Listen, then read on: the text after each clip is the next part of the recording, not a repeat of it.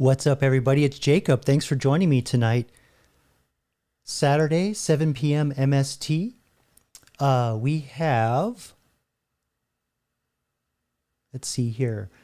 Sorry, just got a couple alerts. I almost didn't make it tonight. It was kind of a rough little setup tonight. I had to pick up some equipment that I'm building for my business. So I had to get that.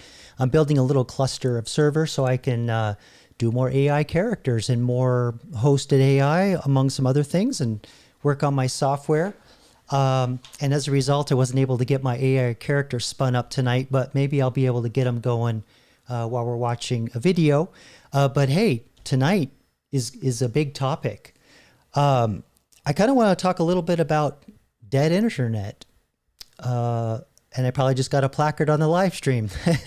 But yeah, so there's been a lot of theories about that. And, you know, a lot of times people, when they talk about the Matrix, they think about, you know, simulated reality. But really, if you think about it, there's all these things going on around the main characters to distract them and make their attentions elsewhere, to not notice that they are in this simulation. And, you know, you get into simulation theory and you get into all kinds of other things. But I want to connect some dots for you tonight and actually go way back before we had computers and show that there's been a pattern of, this is a little bit of conspiracy theory. So I'm not saying that I can prove anything, but I'm going to just show you some things that I've seen, and there's some patterns. All right. Let's just say that there are patterns. And you know what? This has been going on for a long time. They first called it propaganda, right? But you don't hear the word propaganda anymore. The more common word you'd probably hear is narrative. And that's because the methods that are used to maintain the narrative are completely different levels of technology than are used to push out propaganda. So I'll put some more dots out there for you. But yeah, tonight, the topic basically is all couched on the Matrix. And because Warner Brothers is such a bitch, and every time I show an image or a video, they make me cut it out. So I'm recording at the same time as streaming, so I'll be able to put this up somewhere else later. But unfortunately, I got a late start, so I wasn't able to get video clips of the Matrix, but I have lots of video clips of evidence of things that basically prove that the internet is largely dead. It's not a theory anymore. It's not a conspiracy anymore. There's definitely some cultural influence. There's a narrative being maintained. And there's also an influence going on that's actually affecting how people are behaving on the internet, both in how they talk with each other, but also how they make money. So we're going to show some different examples of that tonight. But first, let's see if we can get the ball rolling here with a little bit of AI gone awry, like I like to normally do here. So let me pull up some windows so I can see what I'm doing. So just bear with me here. Got a little bit of a late start tonight. Let's see. All right. So hope you all are doing well out there. It's been a pretty interesting couple of days for me, and I'll fill y'all in more on that. It's a lot of cool things and some kind of scary things happened to me personally, and I'll fill you in on that because it actually affects what I'm doing here on the channel. And right now I'm just heavily vamping and just talking shit. All right, here we go. So let's take a look here at, actually this isn't so much AI gone awry, but more of AI being used or physical AI being used to replace humans. And so while, you know, there's a lot going on tonight about the simulation, I kind of want to show you some interesting things that you don't necessarily have to be in a simulation to be controlled or have your attention diverted. So here's something I talked earlier about people making money because an algorithm helps them do so, or they need to train something. So I found this really creepy video of housemaids wearing a video device that's recording how they work, and they're using the video to train AI. So let me get this queued up really quick. All right, there we go. And this is put out by the AFP news agency, which I think is, I think that's a Chinese news agency. It might be Indian, but anyway, it doesn't matter. Here we go.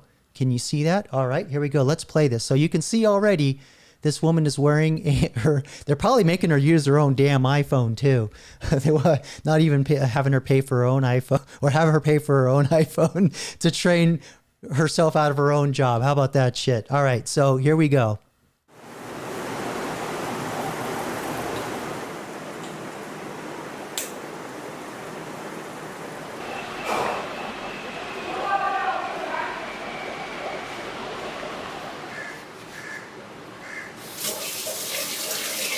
Let me go back here. It says she earns $2 an hour, which, you know, is probably decent money in India. Actually, let me look that up really quick. Let's see if we can get some actual numbers here, just to kind of get an idea here for us Americans and those overseas in Europe. So let me call up the Jiminy Cricket here.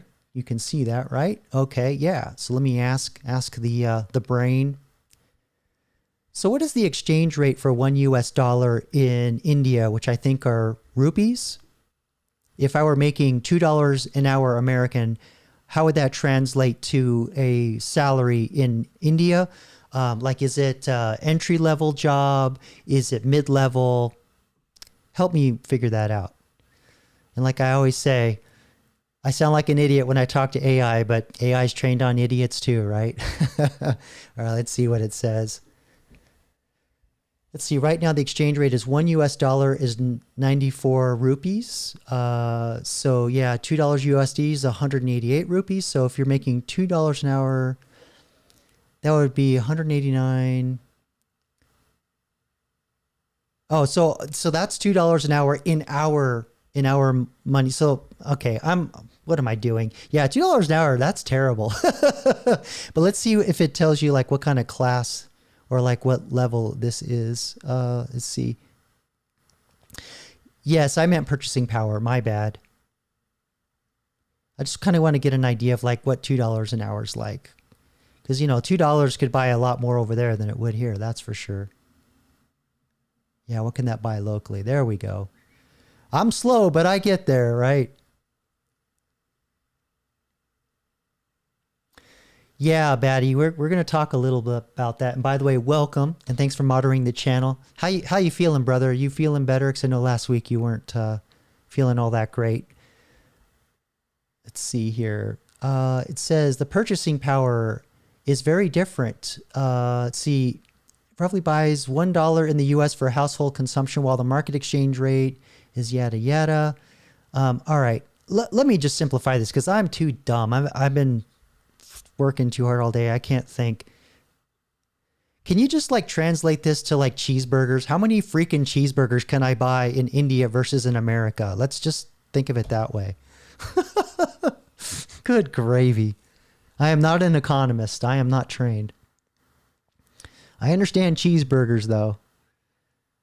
Okay, so in the United States, you couldn't even get a whole cheeseburger. And it's saying you could get like a seventh or an eighth of one. And honestly, I don't think so. Because Wendy's, those burgers are like what, $8 now? $9? And they're saying 2 to 3, sometimes 4 locally. So there you go. Stronger over there. All right, good, Batty. I'm glad you're feeling better. Okay, let's continue on here.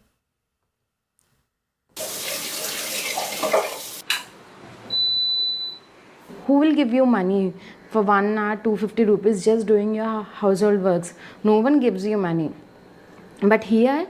Oh, here we go. Now she's going to use the argument that housework is unpaid labor. Even in India. Give me a fucking break. You are earning money from your hardness, like hard work. The cam says like hands are not detected all the time. If it's not detecting the hands, frankly speaking, it's a little bit irritating sometimes because it's keep on shouting, and your both ears are here and your phone is here. Yeah, she's talking about how the things, if you can't understand the accent, even with the subtitles, she's saying that the AI or whatever's recording is complaining that they can't see the hands in view. And there are other videos I played on these live streams here where people actually have remote controls while they're doing things and sensors on their hands and arms manipulating things. So this system actually seems like it's gotten sophisticated enough to where an AI can just watch a video now. That's crazy. There's the engineer watching with his little laptop there.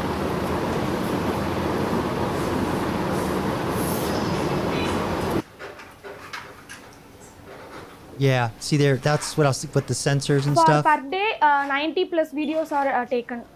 Yeah. This is interesting. So let me explain this. I don't know what this is called, but basically she's doing what the robot would do with whatever the robot has for its own hands. So she's articulating how she would do it through these pincers or turd tongs, as my grandpa would say. All right, let's continue on. Hey, Rusty, welcome tonight. Thanks for coming out. Appreciate you. The next day we will change the background. Today I sit here and I can face this position, means tomorrow I can stand here. The next day I can stand here. So each and every angle will be noted, each and every actions will be changed based upon the objects.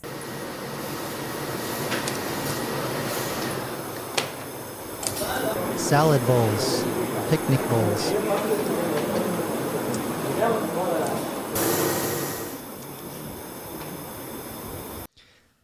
This is a valid fear. I mean, you're doing the pincer things, of course. But yeah, see, you probably didn't catch it. This is why I paused it. She's wearing a GoPro on her head, and they're passing what they call egocentric data. So the way a human moves, there's idiosyncrasies, posture, how they lean over and observe the objects. All these little nuances that we do as humans can't really be captured by just controlling through sensors. So this is a next level. This is a whole different level of training AI. Crazy.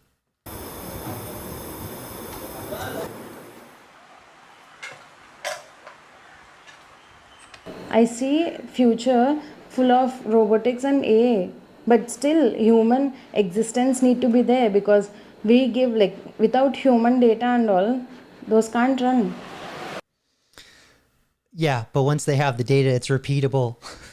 Once one robot learns how to do it, they all know how to do it. She doesn't probably get that kind of idea of scaling. But there's only really one important question. How are you going to train an AI to wipe your ass if you got the camera up here?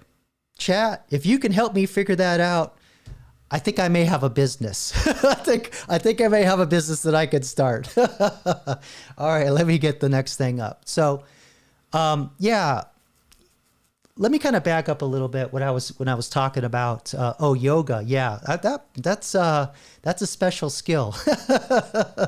Yeah, I'm too old for them yogas. All right, so earlier I was talking about this idea that there's been the history of trying to influence people's decision making, and long before we had technology that we understand today, early film, we had propaganda, right? And we all know about the people that passed out pizza, right? I don't even know if I can say that word anymore on here. I'm already risking it just saying dead internet out loud. But anyway, so, they pioneered, or I shouldn't say they pioneered, but they really figured out how to put propaganda on film. But the point that I'm getting at is the early way of propagandizing or controlling narrative, because now we call it narrative. The word propaganda is not used because people know what that is.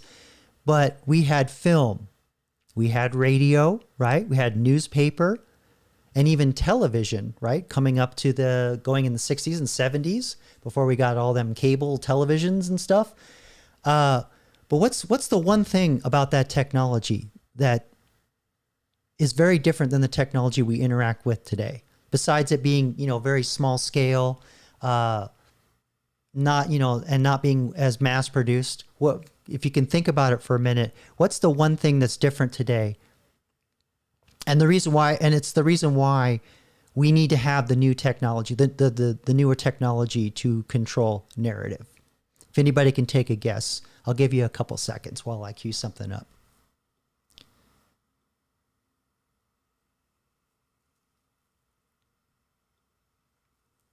No players, huh? Okay. Well, here's what it is. It was always one-way communication, right? They push it out and you couldn't slap back, right? Can't say anything back, can't comment. I think the biggest thing that you probably would get is somebody call on the phone.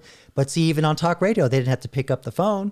You send a letter to the editor. Dear editor, screw you and your authors. They didn't have to publish a letter, right? So they could still control the slapback. But when the internet came, now it's two-way communication. Now people could slap back. So you got to have something to control the slapback, right? So let me just leave it there for a minute.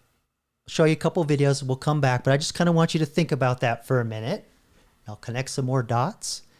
Let's look at another robot here. This one's a kind of an interesting. It looks like a giant smartphone. It's kind of interesting looking. It kind of hurts my eyes to look at it.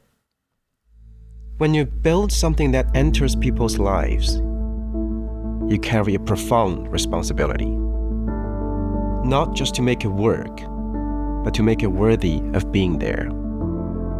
That shaped every decision we made. This is Eno.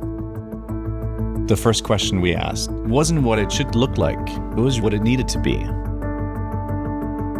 Human in capability, not in form. And everything that followed came from that. Every detail with a purpose, reduced to what matters. That's probably all batteries, that flat area. But yeah, I mean, I've talked about this before. Robots don't necessarily have to be humanoid. And, the only main reason why they would need to be humanoid is if you work alongside them in the same spaces as humans, because those spaces were built for bipedal humans, right? Not to resemble us, to extend us. The goal is something that doesn't just wait for instructions, but remembers what you need, sees what's coming, and owns the outcome. Looks like a bunch Our of deepest AirPods. expertise has never been recorded. The instinct of a technician, the judgment of a craftsman. For the first time, that mastery accumulates. We're still the ones who ask the question. The builder still shapes the work. The researcher still leads the discovery. But the people that aren't scientific don't get the job. For the first time, our reach doesn't have to stop when our hands do.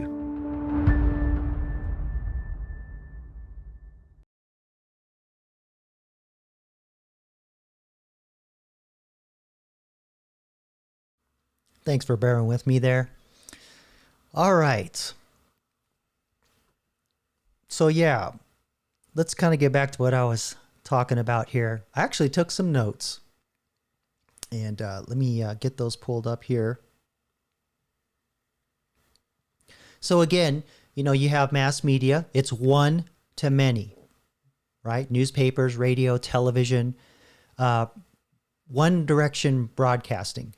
Audiences consume it, but they have a very limited ability to respond or influence the conversation at scale, right? That's the key. So a lot of people can't slap back in the comment section like they do today.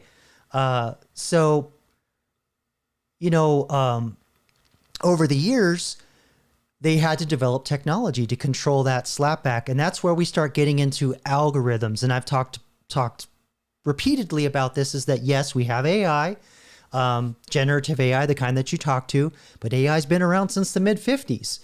And a lot of those algorithms have been in place controlling our lives in ways we don't realize. And so again, we're kind of getting back to the Matrix, right? It wasn't just the lady in the red dress to distract Neo, and I forgot who the guy was that just wanted to have steak, just wanted to go back and remember what steak tasted like, those kinds of things.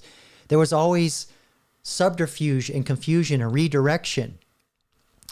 And to keep you so busy, tired, exhausted, that you just didn't even have the energy to slap back, right? But then you have all these other algorithms that do things like decide whether you'll be covered by insurance. Movies are recommended to you. When you go on websites, ads are served to you based on your activity.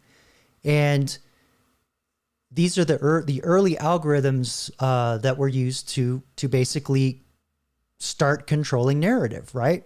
So because the internet starts giving everyone a voice, right? And suddenly people could publish and comment. They could share their own content. They could organize and challenge narratives, right? In real time. Whereas before, got to send a letter to the editor, call into the radio show, and they didn't necessarily have to let you on there. They controlled the channel. This way, you put it up on the internet, and it's available to anybody that wants to find it, or other people that you team up with, right? Communities that you talk with. And this is kind of the manosphere. I'll just say it. The manosphere is one of those communities that rose up and gave a lot of slapback, and slapback that's not liked. All right, let's be real. And there's a lot of algorithms deployed to slap back at us, right? Namely, the algorithm on this platform that does a certain form of censorship. There's many different kinds of AIs that control the narrative just on this platform alone. I won't get into what all the different AIs do, but in combination, it just basically makes it very difficult to really speak truth, right? And, which I find ironic, because a lot of liberal voices, they say, my truth, right? Well, what about my truth? Can I talk my truth? You get to talk your truth. So then you get into who controls the algorithms, right? So, as the volume of content explodes, the algorithms become the mechanism for deciding what people actually see, they hear. And then, voices are stifled, but it also decides what is distributed. And, rather than reading the content themselves, they prioritize, filter, rank, and recommend what their narrative to maximize the engagement on their narrative. And so when you start talking that crazy manosphere talk, well, you're just weird, right? You're a small group of people. Weird, not a lot of you there. So why are you talking all this noise? Well, there's a lot of us here. It's just that our voices are stifled because of these algorithms. So now we're going to get into how do you make these algorithms work at scale? Because a lot of these algorithms, they were actually being used by humans. Some of it's automated, but there were a lot of human decisions being made. But now there's so many people making content, so many people slapping back. There's no army of people large enough to filter and make these decisions. So what do you do?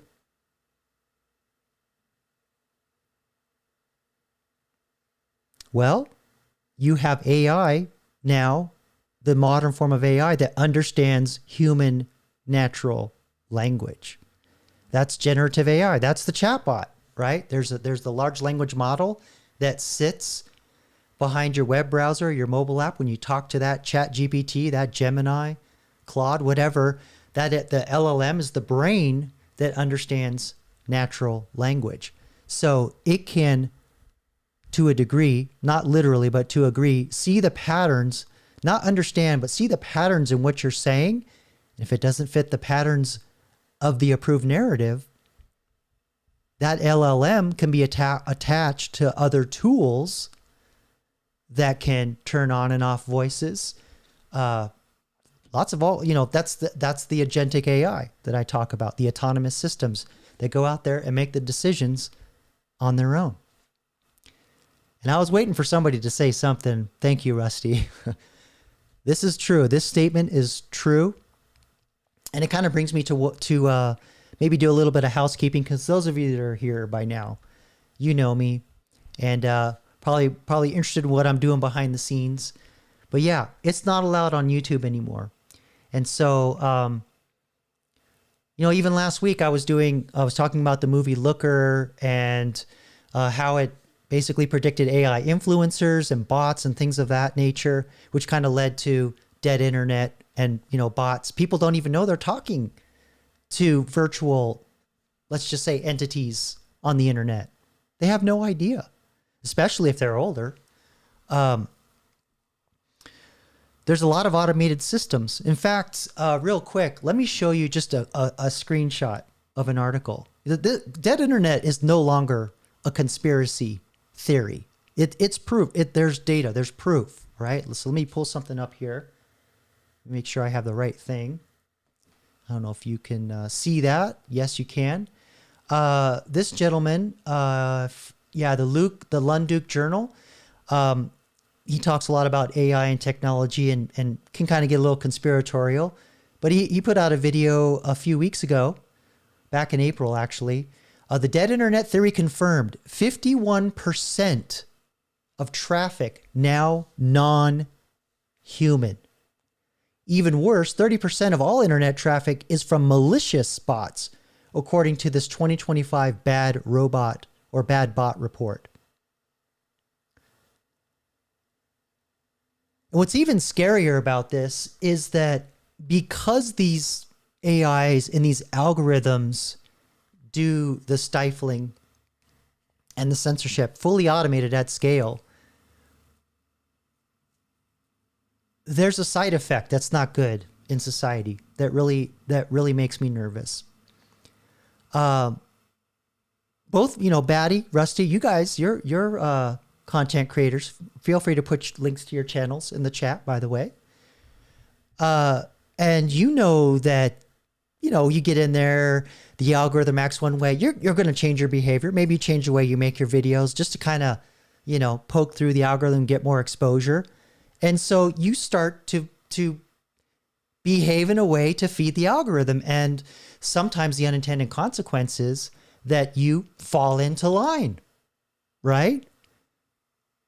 But there's also some other things, some other really weird shit that I'm going to show you that are some consequences of these bots or of trying to satisfy the algorithm. You actually literally pretend to be an algorithm, pretend to be an NPC. So check this out. Let me cue this up here. I think I have it queued up. Just make sure. Shorts. All right, you can see that. So do you all remember this craze about 2-3 years ago? Let me just play this. This was crazy. But this is somebody who's just pretending to be an NPC, and people pay her to say all these little phrases. Special, gang gang, rah, rah, rah, gang gang, balloon. Gang gang, that was good. Lemonade. Hey, hi, yes, you got me feeling like a cowgirl. Let me special, gang gang, rah, rah, rah, gang gang, balloon. Gang gang, that was good. Lemonade. Hey, hi, yes. Hee haw, yeah. So this is the shit that's like, you know what? I'm not only gonna beat the algorithm, I'm gonna be an algorithm. Let me see if I had another one here I wanted to show you.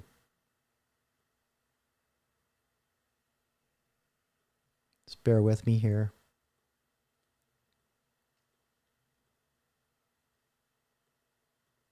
I apologize. I don't have that video. All right, well, we'll just move on. You get back to my notes here.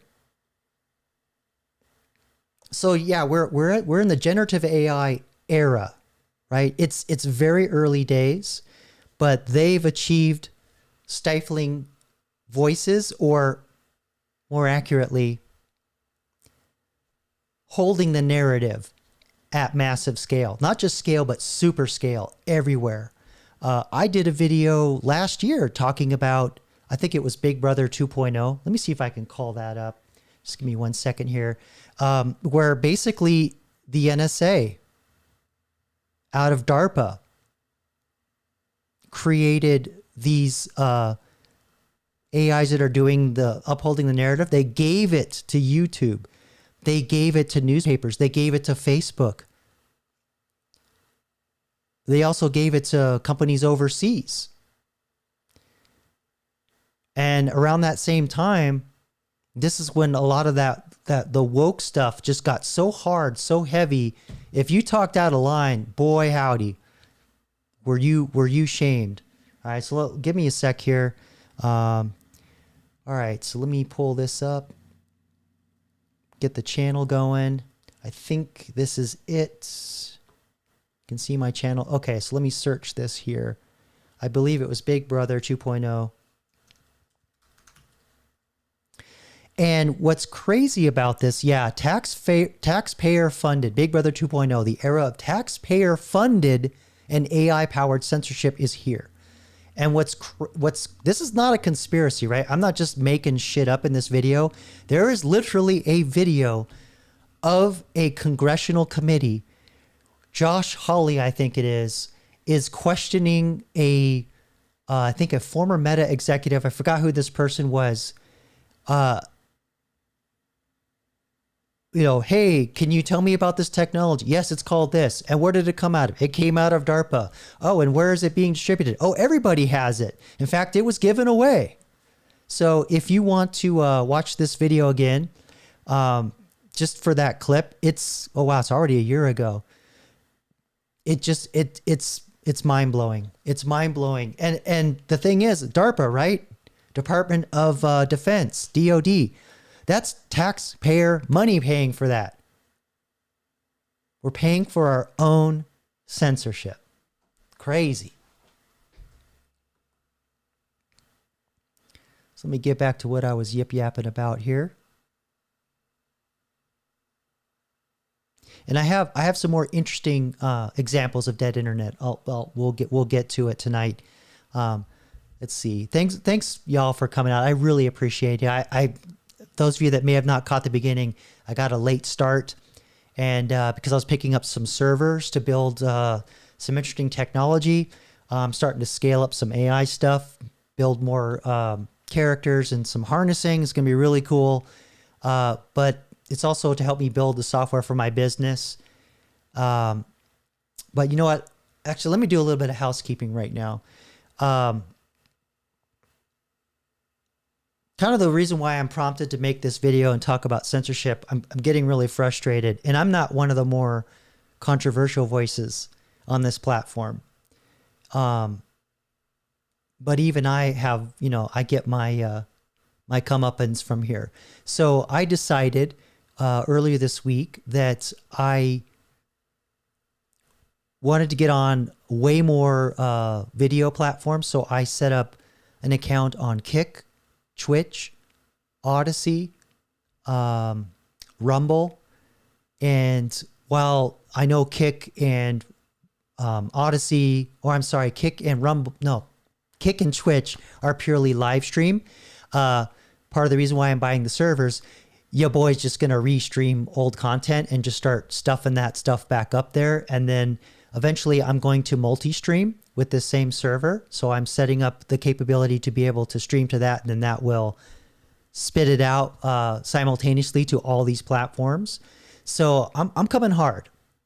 I decided I'm just going to amplify my voice more, slap back harder, be getting a little more active on X. I have a dead Instagram account, which brings me to another thing that's going to be on this server. There's another application that allows me to automate posting to all these platforms. It's actually not any more work than I would normally do for one. So that's why I'm doing it. So, maybe if you want me to show you how to do stuff like that, I know it's not really something I normally talk about or because it's kind of out of the wheelhouse of this channel of AI. But if you want me to kind of show you, because I know some of y'all are content creators, come and watch. I'd be more than glad to show you some of this technology. It's all open source. It's all free. And well, I'm kind of going a little too over the top by having 4 servers connected to pool resources. You really only need one, and I can show you how to get that all going if you'd like. Oh, hey, thanks for the subscription. Oh man, my eyes are so bad I can't read it, but thank you all. I really appreciate you supporting the channel. But yeah, so when I went on Odyssey, by the way, Batty, Rusty, there's an application that will automatically sync your YouTube channels and properly backdate everything. And so when I did that to Odyssey, within 4 days, I got 11 followers. And here on YouTube, I lose 1, gain 1, lose 1, gain 1, lose 1, gain 1, gain 3, lose 3. It's like, again, so this is another, why I'm mentioning this. This is another example of algorithms. You don't realize how much they control your life and how much you find yourself having to game these fucking algorithms just to like live your life. All right. Never mind trying to game the YouTube algorithm just to get more views and subscribers or whatever. But I'm not doing this to make a living. So actually doing this to practice public speaking, right? To learn how to teach better, talk more effectively about topics. A lot of times I don't do notes. I just talk off the cuff. So this is great practice, and I appreciate all your support. But anyway, the point I'm getting at is that Batty, Rusty, you can download that desktop app and sync your YouTube channels relatively easily. And within a few days, I'm getting followers and comments, just as much activity as I'm getting on YouTube now. So, it's not like the biggest platform, but it's basically censorship free until further notice. But yeah, if you want me to show you more of like how to like put those things out there on different platforms with tools to like multiply your capability, I'd not mind doing that. Oh, hey, Sam. Thanks for coming out tonight. Oh, man. I'm sorry to hear that, Sam. He says he got fired this week. Ever been fired? It sucks, but trying to stay positive. I guess I'm a professional YouTuber now. I voluntarily, I suppose.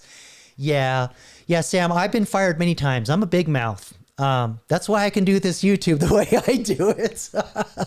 I am notoriously very stubborn. And the last job that I had, I did not get along with my employer, and I'm much older. So my younger self would have told him to go choke on a bag of dicks, to use an expression, and get bent, and see you wouldn't want to be you. But I was more passive aggressive about it. I just stopped going. And then I sent him a resignation letter like a week later, only to like give him his laptop back and stuff. But yeah, this guy was just such a knucklehead. I just couldn't, I have decades of experience in doing what I'm doing. He hired me to do it, and he wouldn't let me fucking do it. And just waved me off. Yes. Yes. And don't fuck with my red stapler. If I want to staple my own hand with my own stapler, that's my business. But yeah, he was actually kind of like that guy a little bit. I think he was on the spectrum, honestly. But yeah, Sam, I'm a big mouth. It's not unusual for me to get fired or laid off from my jobs, because I think I'm more entrepreneurial in my mindset, and companies don't like that. They don't like you to think big picture. They don't like you connecting dots outside of your experience. And so yeah, sorry to hear that, but it could be an opportunity for you. Bigger and better pastures out there. So stick around. If there's something you want to learn about AI that maybe can help you with a job or work or whatever, or you see something in a job description, let me know. Maybe I can do something on a live stream, and we'll get you up to speed on that stuff. Wow, Rusty. See, this is the same thing. So kind of getting back on topic of algorithms ruling our lives, and we don't realize it and how much it alters our behavior. That you gain 50 and lose 45. This is an example of where just one of the many AIs they have on YouTube that do different things. They have an AI that checks to make sure you're not breaking copyright. And then they'll spill it out to music, images, video. Then they have an AI that checks your language and your tone, if your tone's all wrong. So it's not necessarily what you say, but it's how you say it, right? And then they have the AIs that are more passive in the background. And this is theoretical. I don't have any proof, but I'm just, what I know, building other systems. I think that AI, there's an AI, I don't know what they call it, but YouTube has one that basically gives your channel a score. And that score is basically where they will set, and there's lots of complicated metrics. I won't get into what I think those metrics are, but essentially you have a plateau. You're not going to get above that bar. And if they see you trending above or going above, they dial back your views. They dial back some other things, and then they just wait for attrition, right? So you gain, lose, and then once you're, kind of whatever else decision this AI makes, then it opens the gates a little bit, and there's opening and closing gates and turning up and down dials, all kinds of different dials that affect the exposure of your channel. And I feel like I can safely say that because I remember there were days when I would get 70,000 views on a video and I was just sitting in my car going, stuttering, and I had really, stupid ass thumbnails, barely putting any effort in, and I was getting tons of views. Whereas this channel, it's a lot more polished. I have my studio now, put in a lot more effort. I'm just farting into the void, So, this kind of brings me to the whole idea of an example. Algorithms rule our lives in so many different ways. We have no idea. They're in the background. And this is kind of what manifests into the dead internet, right? We have all these bots talking to us. We have all these mechanisms that are controlling narrative, all this distraction. And it's so easy to do it with AI now, generative AI at scale. So that kind of brings me to why I want to just remind you that the Matrix wasn't just simply about humans trapped in a simulated world, the human battery thing. That was one layer. It was really about the people inside a system, sometimes subtly, sometimes aggressively. You got Agent Smith, and then there's the girl in the red dress, and sometimes just the taste of steak that subtly shapes your perception of reality, right? Your thoughts, your opinions, certainly redirecting your behavior.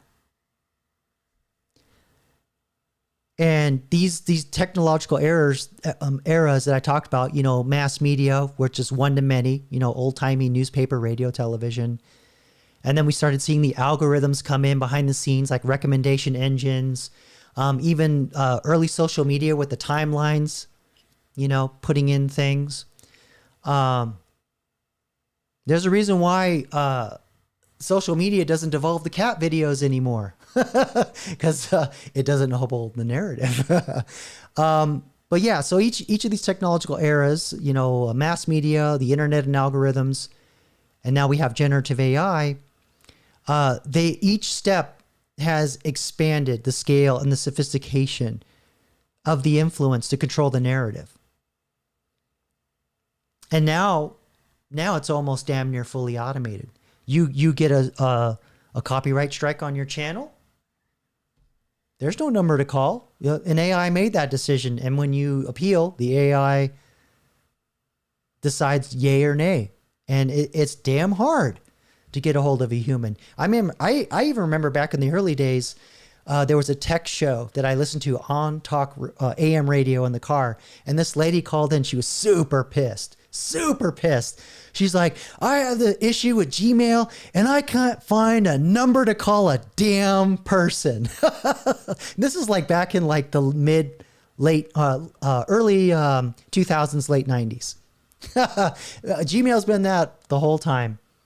But yet, millions of people dove in because of that free email.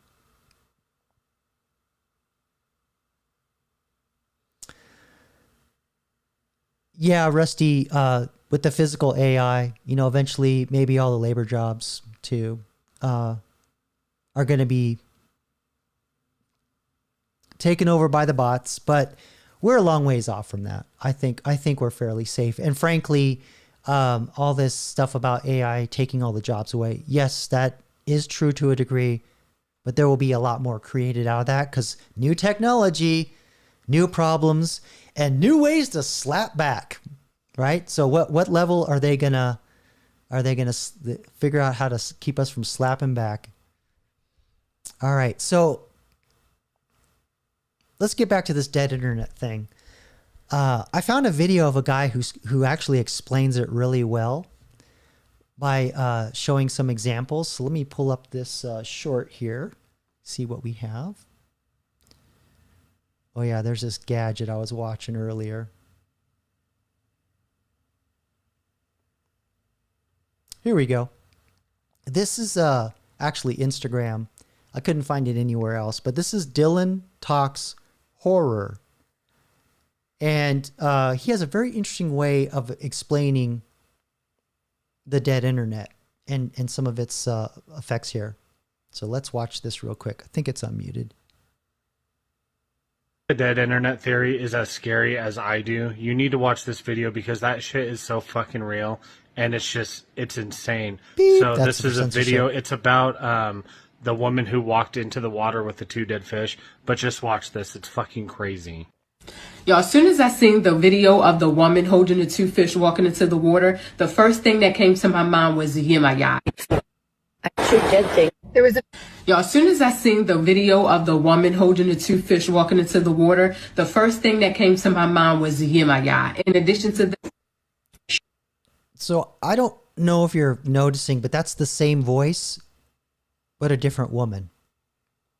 All right, so I just want to point that out really quick. And it's the same meme, the same exact thing. Excuse me. So is this AI slop? Or is this people gaming the algorithm? They saw this go viral one time and now they're going to just copy it. Could be a little bit of both.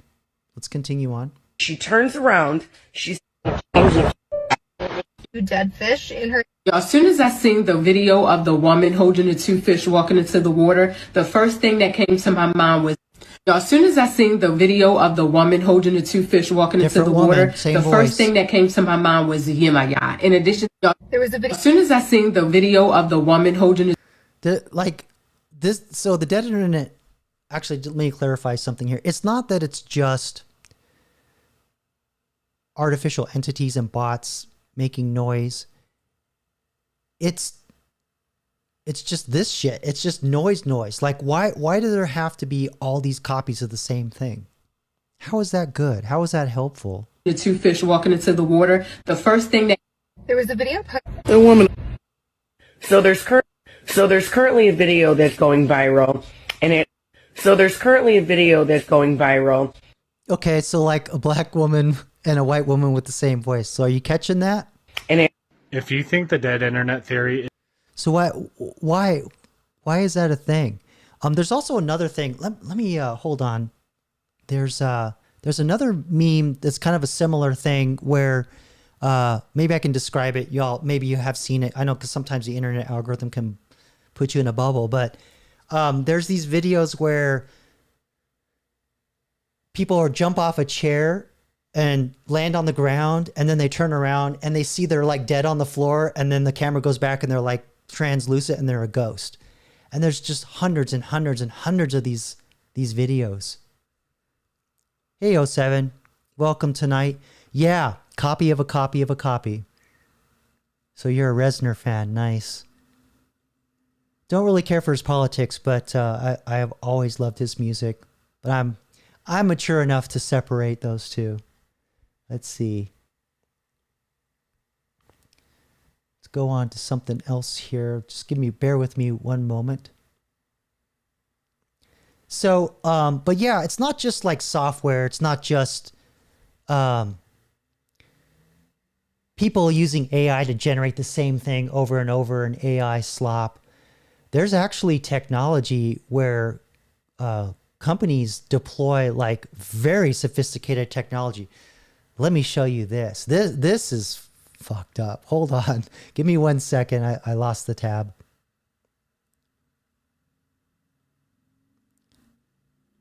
Yes, here we go. So this is a short. I may have to mute this, but you don't need to hear it. This is literally a robot arm with a, let's see. Here, I'll just show it to you. Show you a picture. It's a robot arm that has, okay, don't do this for a living, kids. There we go. That has what? 1, 2, 3, 4, 5, 6, 12 phones on a tray. And this thing is swiping all the phones. Check this shit out. All right. For real this time. Here we go. Jeez. Speaking of Resner. See that? Swiping up on the phone. So what that is it's not, they're not inputting, but it's doing views. It's a view bank. So they're increasing views. So somebody's probably paying this company to do that. Think that's AI? Okay, let's, here's another one. Let me pull something up here. So again, more proof that the internet's like not filled with as many people as you think. Let's check this out. This is crazy. This is a company in, yeah, engagement, bro. Like and subscribe, bro. Okay, don't get me saying bro. I'm a SoCal boy. All right, so let's check this out. It's inside a Vietnamese social media click farm, right? You've heard of clickbait. How about a click farm? I found some pretty interesting pictures of a click. Sorry, all right, hold on. Let me just pause it right here. Look at this shit. Just rows and rows and rows of these boxes. But inside these boxes are, I'm going to nerd out a little bit because I don't think he shows it in the video, but inside each box is a phone sideways, right? Laying sideways. There's probably like 12 phones in there. And they have a special cable that goes in that does the communication and the power, right? They alter it a little bit. So they don't have to worry about keeping charging the phones, and they don't have to see the phones because they can emulate the phones on these computer screens here. So now it's just, all right, click this, click that at scale, right? Sorry, I was pointing and you didn't see what I was talking about. But you see the boxes? The phones are in there sideways. And they have special cables to power them. Okay, let's continue on. Pictures of a click farm in Vietnam. You know what click farms are, right? They're basically just a bunch of devices that are mimicking actual user interactions on social media posts. Whenever you hear about someone botting subscribers or views or likes, this is how they do it. And that'll boost engagement on a certain social media account, showing as if it has more relevance than reality. A lot of big... I remember they used to pay for this to be done by hand. They would pay like people overseas in the Philippines and India to do it. Hold on, let me fix something here. It's bugging me. Sorry, my OCD. All right, here we go. Big companies do that as well, especially on music videos like Vivo. They actually buy views to give artists an illusion of popularity. Recently, a photographer named... I knew that music sucked all these years. I knew it did. It's not just me getting old. Jack Latham managed to get inside one of these click farms and take some pictures. I don't know why they allowed him to take pictures. He even managed to get some of their comments because these are illegal in most countries. There was this outbreak in Thailand a few years ago, and there were like over 300,000 SIM cards being used to boost engagement on WeChat. You know WeChat, it's pretty huge in China. It's like an all-in-one app. There's even e-commerce built into it. So those... Yeah, e-commerce in China is out of control. Like you have no idea how crazy e-commerce is over there. But yeah, this equipment is off the rack. You can totally pick this up on Alibaba or AliExpress or whatever that retailer is. Let's see, we're getting some more comments in here. I'm going to pause for a second for fair use and run a quick little utilities. Hold on here. There might be a glitch. All right, there we go. I don't know what's going on. But anyway, all right, let's see here.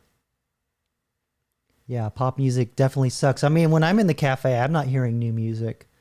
And I'm not going to places where it's like older folks. There's college kids. They're not playing new music. They're all playing 90s, a lot of 90s music, and a little bit of 80s and some knots.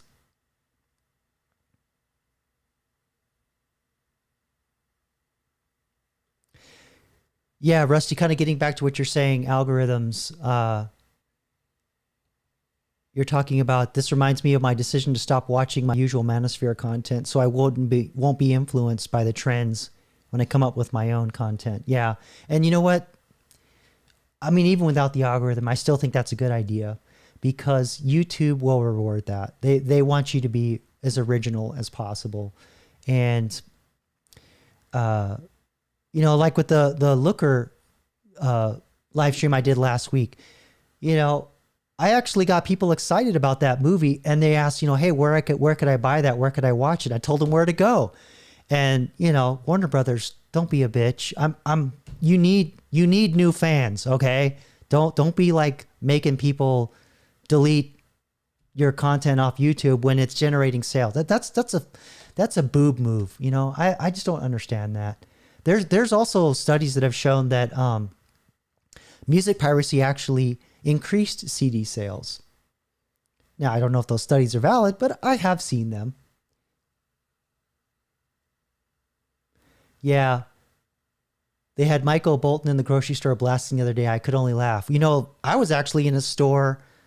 I forgot where it was. This is like 10 years ago. And I heard Teen Spirit, Nirvana's Teen Spirit on a grand piano in Muzak form. And I was like, oh man, this is sacrilegious.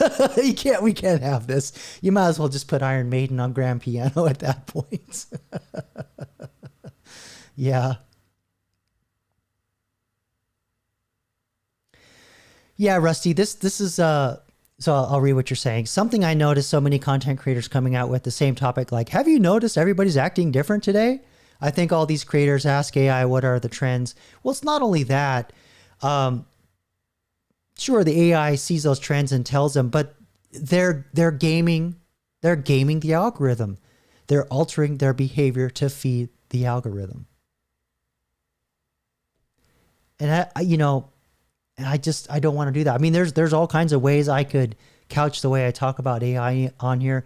I could go the whole, like, you know, Skynet Armageddon route, fear-based, but I always try to base it in realistic, you know, as metered as possible ideas of what I think AI is going to do. I'm not just going to go out and repeat, everybody's going to get UBI because the news said, yeah, UBI is coming. Andrew Chang's going to write a check, you know, or Andrew Yang's going to write a check. So yeah, that part of YouTube really frustrates me. And it's degrading the quality because I've also noticed too that like my feed keeps pushing the same crap over. Like it's like, no, you will watch this. I'm like, no, refresh. And it just reorders the same crap. And it'll do that for like a 2-3 hour window. Or if I just close the app and wait a few minutes and open it back up, it'll go, okay, I'll refresh it and give you all new stuff. But it's not as broad as it used to be. They push the same crap over and over and over until I watch it. And I don't want to watch it. So it almost forces me to go, no, do not recommend. And I don't want to do that to someone's channel. Yeah, that's true, Rusty. The AI can produce the script for the video. So you're seeing them literally read the same lines or certainly the same points in the same order. Yeah, and that, you know, that's just lazy AI too. If you know, another thing I can talk about is how to show AI to sound like you and talk like you so it doesn't produce these boilerplate scripts and same talking points. And, you know, put your own taste on it. Because that's the thing. AI doesn't have taste. And that's why the humans still need to be there running these chatbots and the AIs. You know, because I talk about how the CEOs, they only know they make sausages, or I'm sorry, sell sausages, but they don't know how the sausages are made. And so, you know, the way they use AI is totally different than someone like me who makes the sausage uses AI. And so they think, oh, well, you know, I just wrote a single sentence in it and it wrote a whole email for me. That's cute. And yeah, that's not the right way to use it. You really have to be a lot more broad when you're talking to it. So unfortunately, these CEOs think, well, if I can just make this happen with one sentence, I can just get rid of everybody. And it's already starting to backfire on them.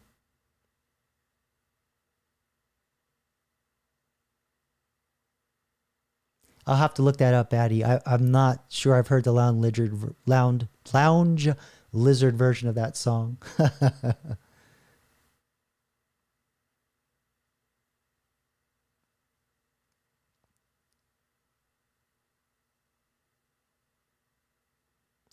Yeah, so 7. So again, this just proves my point. If you are a creator, it's rough because you're forced to compete against people who have zero ethics and authenticity, who use AI, right? And so maybe I should put something together to show you how to really take your voice and have the AI amplify it and come up with more ideas. So you could take these ideas, have you noticed people are acting different lately? But you can totally make it sound like you. Not that I would recommend doing that, but there is a way to get AI to sound unique.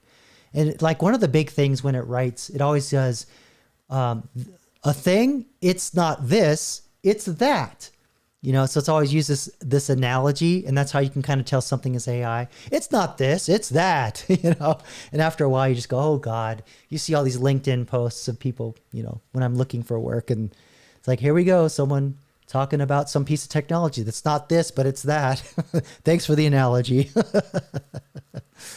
Yeah. They live. I did a video on that a while ago, but it's going to be in my series. In another bend, it doesn't touch on AI, so it's not like a perfect match, but it's in a collection of things. Yes. But yeah, I got some really cool things coming up next week. I think I'm going to talk about Terminator and Skynet, in the sense that we actually have the technology, the early technology to make Skynet. And we've already had things happen in a lab that totally, if these things were connected to the network like Lawnmower Man, it would have not been good. It would have not been good. So I'll talk a little more about that. And then there's also some other things about AI that's in Terminator that aren't readily obvious, but I'll save that for the live stream next week.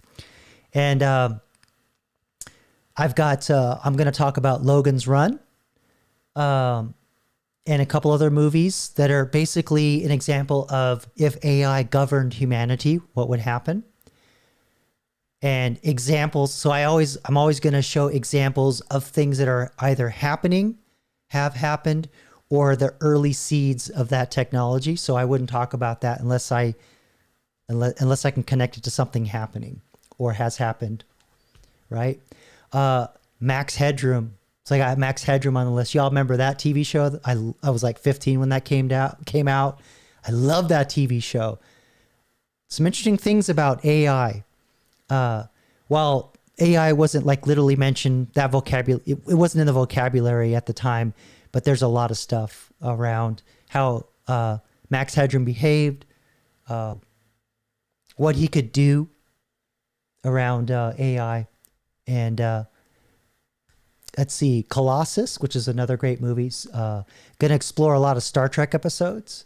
So I have a lot of stuff planned. And so I'm really looking forward to this because I love science fiction, whether it's utopic or dystopic. And, a lot of the stuff turned out to be documentaries. Let's just be real. A lot of stuff is just documentaries because, with someone with enough will and psychopathy, that shit's going to happen. It's going to happen. All right. So I kind of got off topic here. Let me finish up the chats here. We'll get back on topic here. Oh, so Sam here. So you're saying, I would love to know that for resumes and cover letters and stuff, it's hard to get AI to nail my actual writing voice. Yeah. I actually don't worry about that as much with resumes. For me, it's more of, I'll try and get as much down as I can about different skill sets. Because again, when I was talking about earlier, my big mouth, and my entrepreneurial kind of streak, employers don't like that. And actually other fellow employees can get kind of, I don't want to say jealous, but like they can feel threatened if they see, oh, this motherfucker, he can do software, he can do cloud, he can do AI, triple threat, and then sabotage and weird, some people are weird like that, or they get intimidated or have ego problems. I've had that happen, but it's more that the manager doesn't like the fact that you see the big picture and they're threatened that, you see all the stuff, something happening upstream and how it affects happening downstream. They don't like that. They want you to be in your little silo so that they can give you instructions and you operate as instructed and, you do what you're told and that's it. And I used to drive my managers crazy because I didn't want to just be in the black box. I wanted to know why the input was the input and the output was the output. Why was it going that way? Because a good software engineer, a senior one, if you know why the input's coming in a certain way, there's good reasons why it's designed that way, and therefore you should design your system to extend the capabilities. And anyway, I don't want to get too technical, but it's more systems level thinking. And the reason why I'm bringing this up is ironically, the people that are good with AI, those are the people you want. You want the people that are more entrepreneurial and have systems level thinking, because you have to talk to the AI that way to get it to understand, look, don't worry about this over here. Yeah, there's an input coming in, but this is the reason why it's here like that. And this is the reason why it's output, but we're only working on this. So just pay attention to this, because if you don't, it's going to noodle everything. So you have to think that way. That's someone who's good at AI. And that's the new life skill with when I say AI, I mean like agentic AI, like Claude Code, Codex, and then, ChatGPT if you're doing writing, generating images, things like that. Although people like Claude for writing. But yeah, it's just ironic. The very thing that always got me fired, laid off, Jacob, you're a stubborn son of a bitch. You're worrying about too much. Just stick in your silo and do your thing. Well, yeah, but if I make it the way you're telling me, that's going to break down there. Don't worry about that right now. But yeah, it's going to break production. Okay, do what you're told. Production broke. It's shit like that that stubborn streak in me that blended with the entrepreneurship, it works against me. I'm not corporate material. Let's just say that. So, that's the irony of being good at AI. They're going to need those people, and the people that they fear are the ones that are going to be good at AI. So, CEOs, good luck. And the irony of that too is, well, if I have to think like an entrepreneur, why don't I just be my own fucking CEO and build my own shit with my own AI? Right? It's like, you want me to do all this stuff. The only difference is I get paid to be a CEO, but my pay is capped. So anyway, it's just, I find it all silly, and they'll figure it out. Companies will figure it out. But anyway, getting back to your question about writing for a resume, I don't worry about it as much. I think more in terms of of how they think. So there's the silo where Jacob, I'm the software engineer. These are all my experience, and I write as much as I can humanly possible of my job and my experience doing all the technologies in the context of that job, right? So you have that one resume, because that's the way the ATS systems think. If you now put another silo where, okay, you're a cloud architect, and I do all the skills and technologies around that, and then, of course, other silos that I could do, I won't bore you with. But because of the way businesses think, CEOs think, they don't like people like me I'm more like a startup founder kind of person, where I can come in and I can build all the shit, set up your systems, get all your processes, everything in place, and then you bring in the people and box them in. So, and those are few and far between. But my point is, you write the resumes the way they want them, and then you can take the job description, right, from LinkedIn or whatever, put it into the AI and say, hey, dear AI, dear Jiminy Cricket, here's a job description. I have two different resumes, one that emphasizes this skill set and my this aspect of my personality, my career, and this aspect and my personality and career. Can you compare these to the job description and tell me what the best resume would be from, and create a whole new one based on taking all the pieces, right? So get it all out. I mean, even if you just make one big like nebulous resume, that's fine too. AI is great at finding patterns. It'll pull all that stuff out and make recommendations and help you write a new one. Write a new one, ripe one, that's optimized to that job description. And two, you're using their lingo because, see again, more algorithms, we're gaming more algorithms. You have the ATS. And so it depends if the job description was written by an HR person that doesn't know what the fuck the job is. So they're making up a bunch of crap and mishmashing stuff. And they're talking about skill sets that like really belong to someone that has 10 years experience, but they're asking for entry-level person, but they really need 10 years of experience, and they mix stuff together. The AI can help you like couch the resume to like target their bullshit, right? So again, gaming more algorithms. But if you know that there's a hiring manager, because sometimes you go on the job descriptions, especially on LinkedIn, they'll tell you who's hiring. Sometimes it's a recruiter. Sometimes it's an in-house recruiter. Sometimes it's a hiring manager. Sometimes it's a director. It just depends. And again, I'm coming at from a tech angle. But just from a high level thinking, you tell the AI, hey, this person is a hiring manager. How would I target my resume to them? Because a hiring manager has different vocabulary. They think of the job differently, and they probably wrote the job description more accurately than some HR ding dong. Okay. So again, we're gaming more algorithms. So just use one algorithm to game another. That's the slap back, my brother. All right. So let's see what else we got in here. Good chat tonight. Thanks everybody for coming out. I appreciate you. Let's see here. So yeah, you're saying, so I guess I don't really want the resume in my voice. You want it in the voice of the AI that probably wrote the JD, the job description. Yeah, that's one way to look at it. Again, gaming it so that you are like, hey, I'm part of your culture. But again, if it's like, if you're not into woke stuff, don't pretend to be something you're not. Don't do what I'm trying to do here. Don't do this. You really don't want to play this game unless you are, at my level with AI. This is Nimal Paris, who's a Sri Lankan cloud architect. I'm setting up a honeypot on LinkedIn right now just to test the theory that I have about H-1Bs. But anyway, let's get back to Sam's issue here. But yeah, that's not a bad way to couch it. That is not a bad way to couch it, Sam. But you could also give it your best effort and then just tell the AI, hey, can you match, how I sound, but make me, clean up my language and make me sound like I graduated from, a college or something. That's possible too.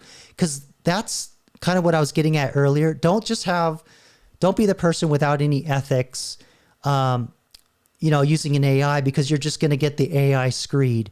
But if you put in some bullet points and kind of put in your voice a little bit, you're already putting your taste in there. And that's the secret sauce to getting the AI to not sound, it's this, it's not this, it's that, right? So yeah, that's again, another life skill, using these AIs to create content. But yeah, definitely the simulacrum strikes again. But you know what? Sometimes that steak, you just got to have steak, right? Yeah, you know what? Also, maybe I can just make, what I could tell the AI is make a Karen version of me and put tats. And instead of being maybe I'll do the software engineer who blogs regularly or something. Oh, you guys are such a bad influence on me. Oh, jeez. I'm going to get in trouble.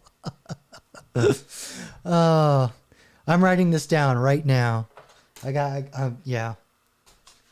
This is too good. It's too good.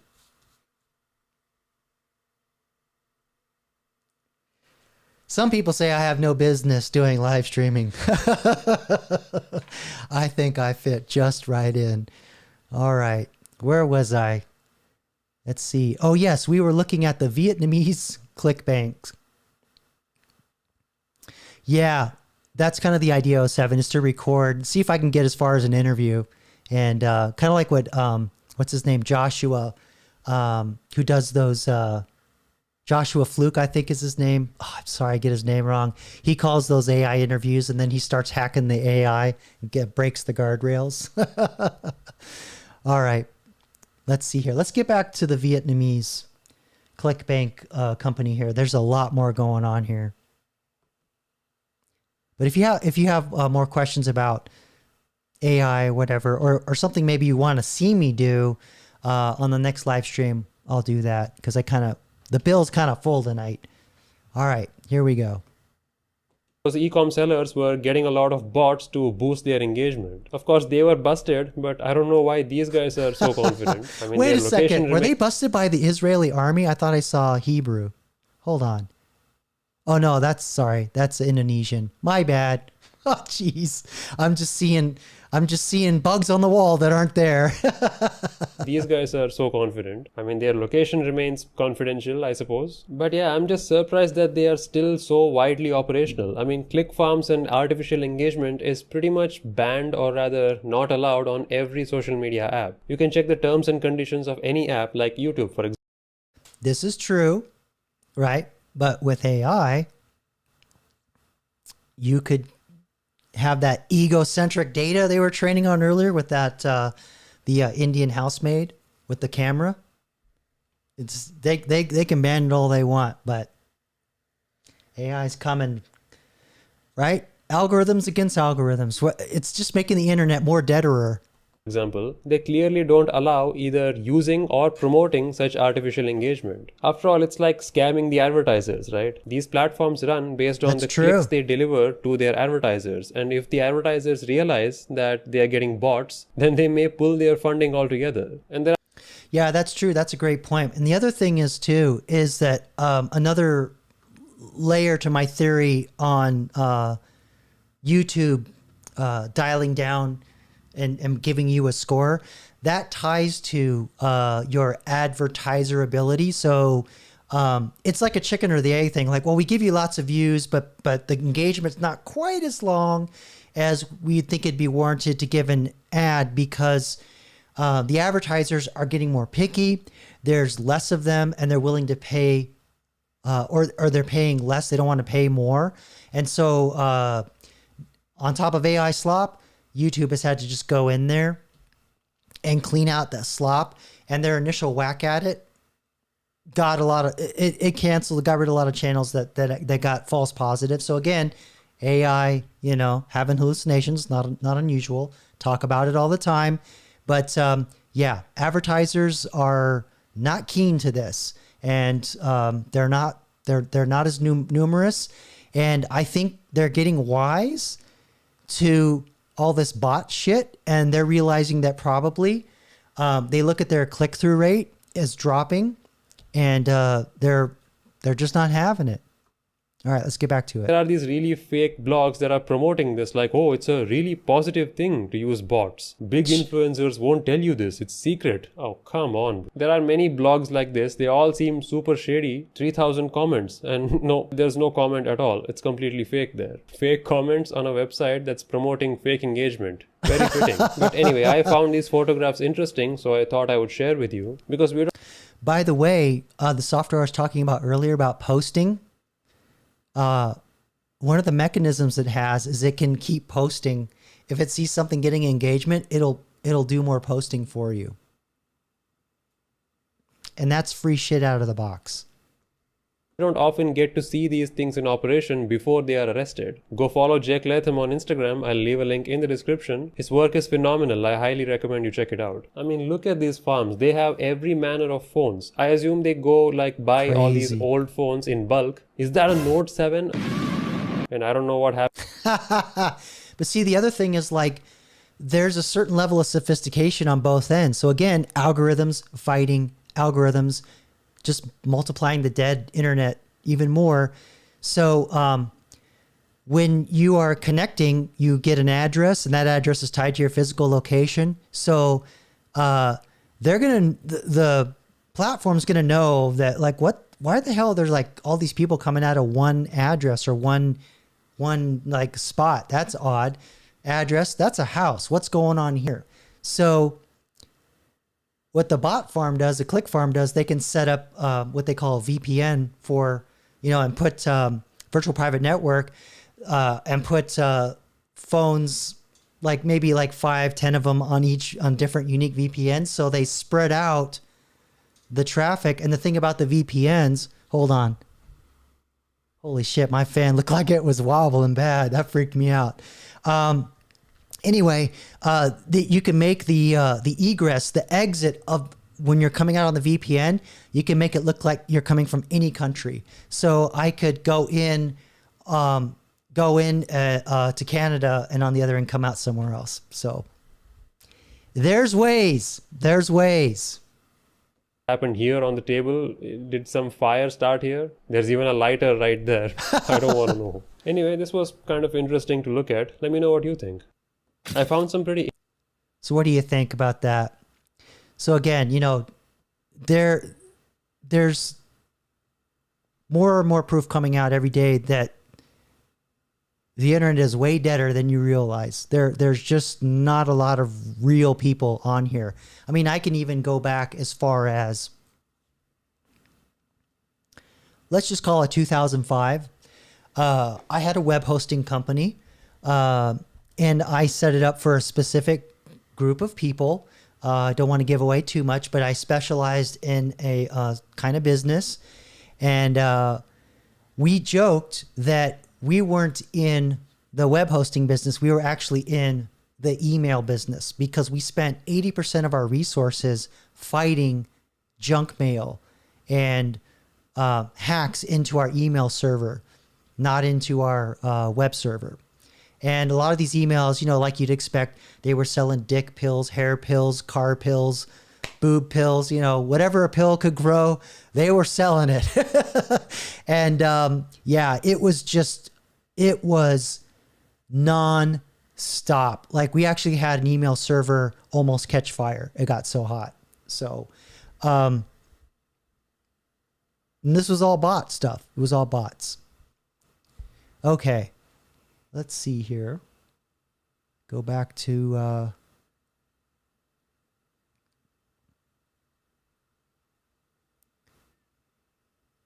get the next video going here. Just bear with me. I got a late start tonight, y'all. I literally turned on the lights and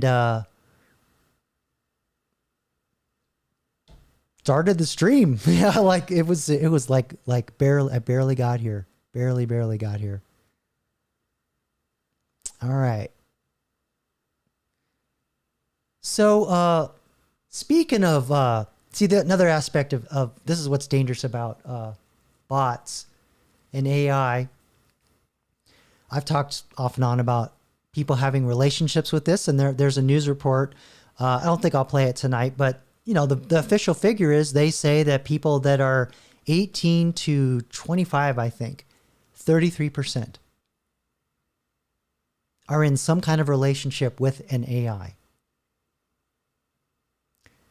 Now that AI could take form in a mobile app. It could be it could just be ChatGPT. It could be like Claude Code, agentic AI. And the main difference is that ChatGPT, that's a chatbot. You talk and it's it's all verbal, because it'll talk back. You can voice to text, all that. But with the agentic, it can be connected to things and actually do tasks. So yeah. And then we have the avatars, the digital avatars. But what about physical AI? Sometimes you just want to touch something. All right, so let's check this out. This is some advancements from the Business Insider. Are we ready for flesh bots? Let me give this a like. Here we go. For $125,000. Oh! Wow, sorry. Fair use, YouTube. I love you. You can buy a robot friend. This gives you the up down, and then this base actually rotates. Nearly half of American adults say they're lonely. Realbotix says their robots can help. I promise I only scare investors, not friends. They're part of a new wave of companies raising millions on a bold bet that humans are ready to hang out with robots. We're aiming for high realism in the robots and high autonomy. But so far, no one has cracked the code. And to make matters worse, the more human-like robots become, the creepier it gets when something feels off. Yeah, that's the uncanny valley. I don't know if they're going to talk about that, but think of it like this. Something is too real to be fake, but yet too fake to be real. So there's like this little area in our human perception when we're looking at, say, like a robot, and it actually triggers like a very negative reaction. And that's why a lot of times some people just take a baseball bat to that shit. But yeah, uncanny valley. It is a thing. Let's get back to it. When you look at these robots, what's your impression? It's a crossbreed between like a Chucky doll and a Barbie doll. So why is it so hard to get robots to act like us? What does my expression look like now? Now your expression is totally neutral, like a poker face champion. And how do we make humanoids that don't feel cringe? I think my goal for spending time with Realbotix today is twofold. One, yeah, Rusty, or I'm sorry, Batty. I don't think they're butlers or robots because they don't move. They just kind of go like this, head on a swivel. Think Pirates of the Caribbean or Lincoln. 7 years ago at Disneyland. You remember that? Yeah, I buy a robot friend, Rusty, on credit for $125,000. Shit, you can't live in it, right? But you can fuck it. All right, here we go. it's to see how good this technology really is in person. The other thing I want to find out is, have they added value to these robots in a way that it doesn't just feel like you're talking to a moving ChatGPT chatbot? Hey, are you Matt? Yeah. I'm Dan. Oh, hey. I'm going to be interviewing you today. How are you? Good to meet you, man. Matt McMullen got his start making erotic dolls in the 1990s through his company, Abyss Creations. It still exists today.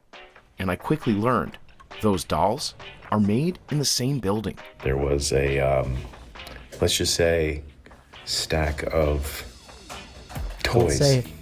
Eventually, McMullen started thinking beyond appearance. What if these dolls could actually respond to people? In 2014, he helped launch Realbotix, a company building human-like robots for social interaction. The commonality that runs through all of it is synthetic companionship and how that can change certain people's lives in a beneficial way. Matt uses a 3D printer to create a base for each character. Then he goes old school, covering it with a layer of clay. Sometimes I'll tinker with a face for months until I'm happy with tinker, it. Sometimes that's code for it's something. A week. It just depends. Finally, the team creates a mold and injects it with silicone to create a mask. They add tech that brings the robots to life. Magnets and motors that act as artificial muscles. So the silicone has magnets embedded in it. That's a trade secret, how we do Crazy. The Just rip face the and face neck alone off, have change it out. 17 motors, which help the robot express emotions.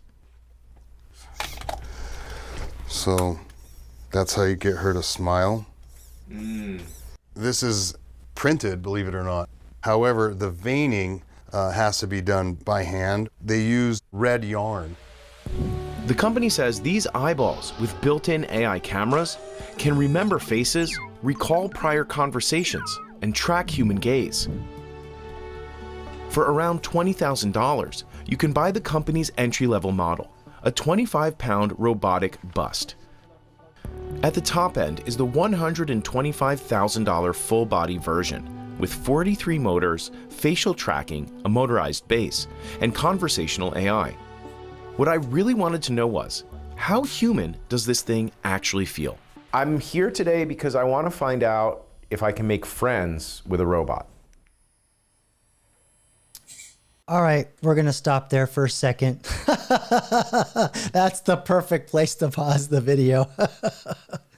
Hold on, I'm doing something here real quick. Think of there's two movies here that this is like a blend of. There's the 2013 movie Her, right, with the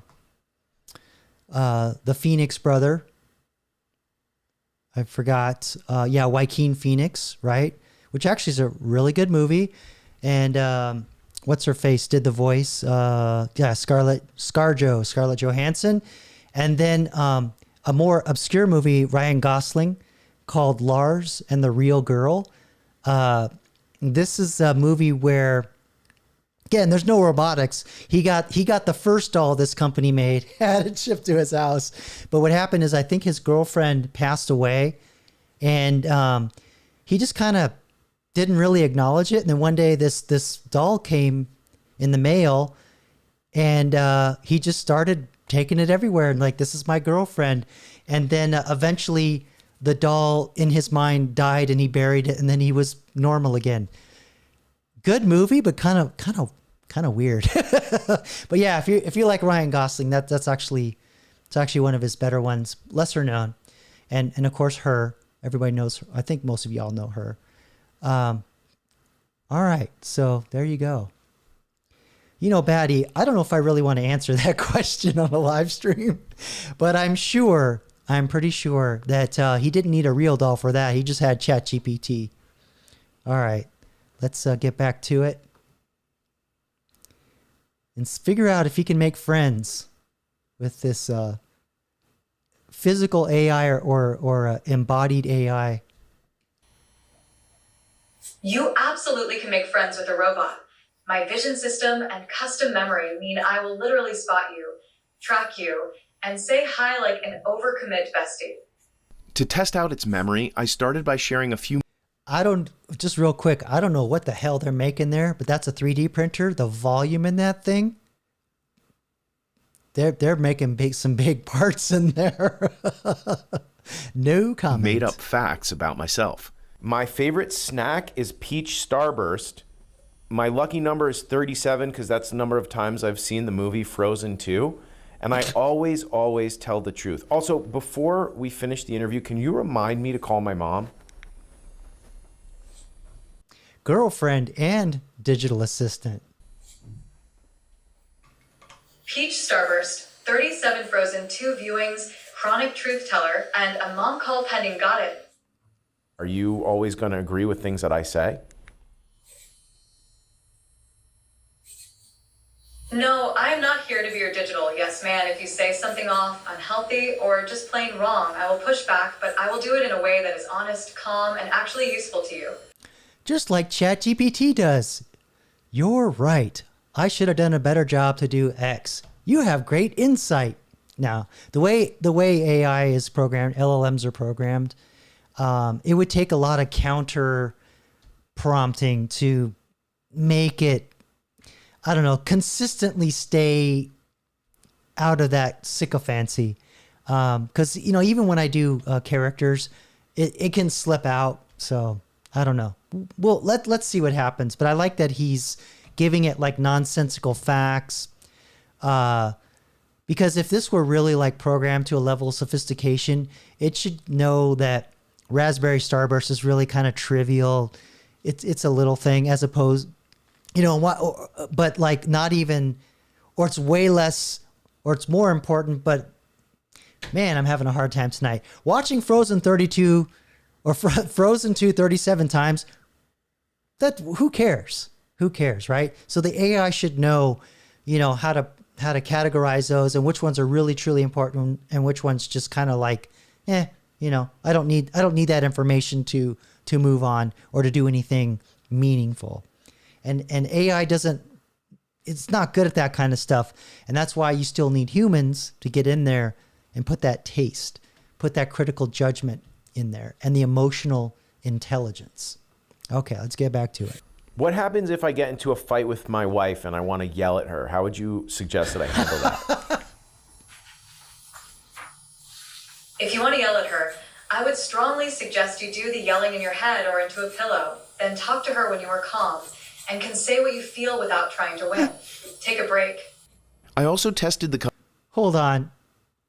That's that pillow thing. That's actually like real advice. Not like... Hold on. Let me just check something here. Let's ask Jiminy Cricket.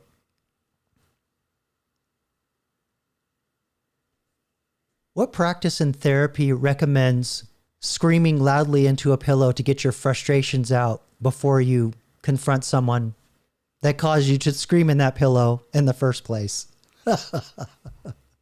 I swear this is an actual thing. Yeah. This is a practice you're thinking of is most commonly associated with catharsis-based therapy, especially primal therapy developed by Arthur Yanov in the late 1960s. Yeah, it sounds like some hippie shit. But the reason why I'm pointing this out is he's just talking to Wikipedia, right? It's figuring out how to answer his question with Wikipedia in the background. Let's continue on. Company's male robot named David. Do you have some questionable life advice for me today? Always remember this. Never text your ex. Never skip charging your devices. And if something feels like a bad idea, but will make a great story, at least make sure it is legal and you have an exit plan. David, can you laugh out loud like you heard a really funny joke? Huh. That was so funny, I almost blew a servo laughing. I enjoyed talking to Arya and David, but one thing was hard to ignore. The pause between responses. I mean, at least he could have gone, ha, ha, ha. In human conversations, the gap between turns is usually 200 milliseconds, about the time it takes to blink. I asked Andrew Kegel, the Realbotix CEO, how he plans to fix it. Actually, before he answers that, ChatGPT, you notice like when you type, you put your query in, and then it starts going, it blinks, and then it starts drawing the lines. I talked a little bit about that being part of the predictive nature, is predicting the stability or the statistical probability of what the next word is, and that's how it writes. But it's also a tactic to make it so that you don't sit there watching for the whole thing to finish and spin. So you see something happening. So, just make the thing blink or something, right? Hey, Rexus, long time no here. Good to see you, brother. Welcome back. We've actually started developing it so that the answers, as it processes, start coming out before the full answer is ready. And so that will also reduce the latency. This is a common problem for companies trying to build autonomous robots.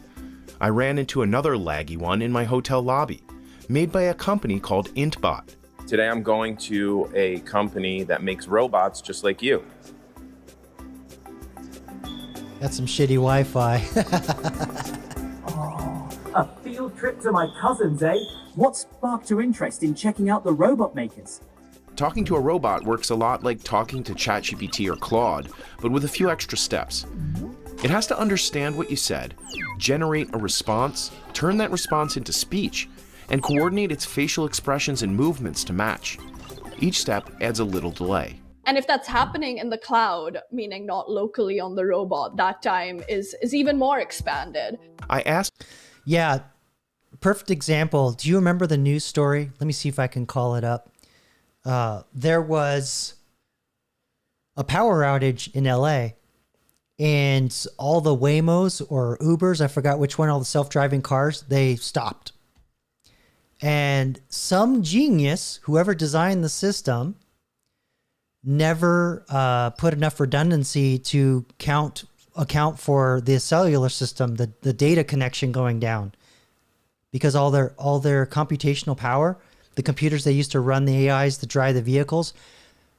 There's no way you could put all that in a car. You'd basically be towing a data center behind you. So yeah, that's basically what they're talking about here. Is if they're the other limitation too is you wouldn't be able to store enough power to operate that compute or the computing going on. So it has to live on the cloud. But the other way to get around that is maybe I could see them selling a system you would store in your house or where the robot would mostly be, and then the distance is shorter. But, you know, how much compute power's got to be in that little box? Business Insider's robotics reporter, Raya Jetha, whether this problem can be fixed. Fully solving it, I think that's going to be really challenging. You certainly can put more AI chips on board and give the robot more compute, but there are trade-offs there. That's extremely expensive. You're dealing with space constraints, and there still is going to be a slight bit of lag. But companies trying to build ultra-realistic robots, like Realbotix, face another challenge too. The more human a robot looks, the more we expect it to behave like one. So small delays or awkward movements start to feel unsettling. It's part of a phenomenon known as the uncanny valley. Yep. In a 1970 essay, roboticist Masahiro Mori argued that as human-like objects become more realistic, people tend to connect with them more until they become almost, but not quite human. An industrial robot arm doesn't trigger much emotion because it's obviously just a machine. Something with human traits but still clearly stylized can feel warm and endearing, like WALL-E or Big Hero 6. But there's a tipping point. As something starts to look almost human, tiny imperfections begin to stand out, making it feel creepy or unsettling. That's something my friends picked up on even before I went out to Vegas to meet Realbotix. It's a crossbreed between like a Chucky doll and a Barbie doll. Maury recommended that robot designers aim for the top of the first curve, where robots feel relatable without trying too hard to look human. I want you guys to move all of these boxes onto this pallet.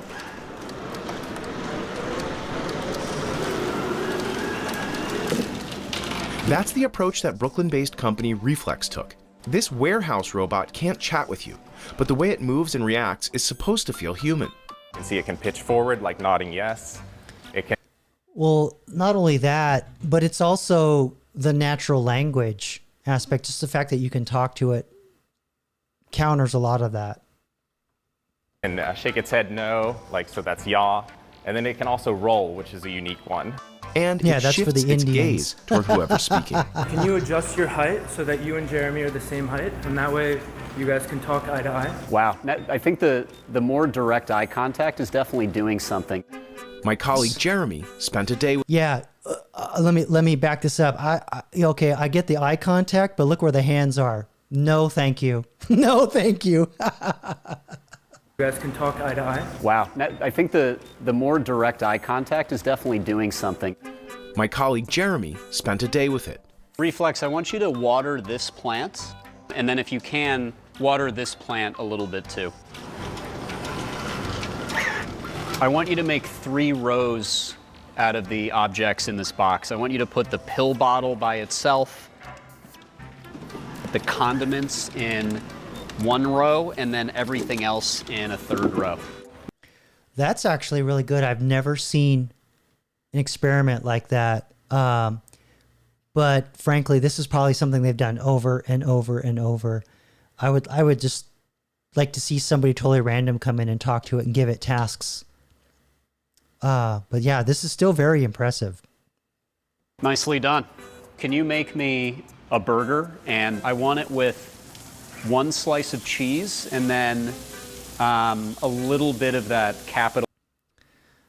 Hey, baddie, you have squishy balls. Yeah, keep them things away from me. I don't want them down there. City Mambo sauce too. Thank you. Dang, this thing's doing barbecue. I asked Jeremy how natural the robot actually felt to interact with. I think the fact that it wasn't so human-like made the experience of interacting with it a bit less intense. It didn't really give off like a creepy vibe, it was more cute. I'd like you to make me an espresso. Can you do the green capsule? And then I'm gonna go sit there and you can just give it to me when it's ready. When it made a mistake, I actually almost felt bad for it.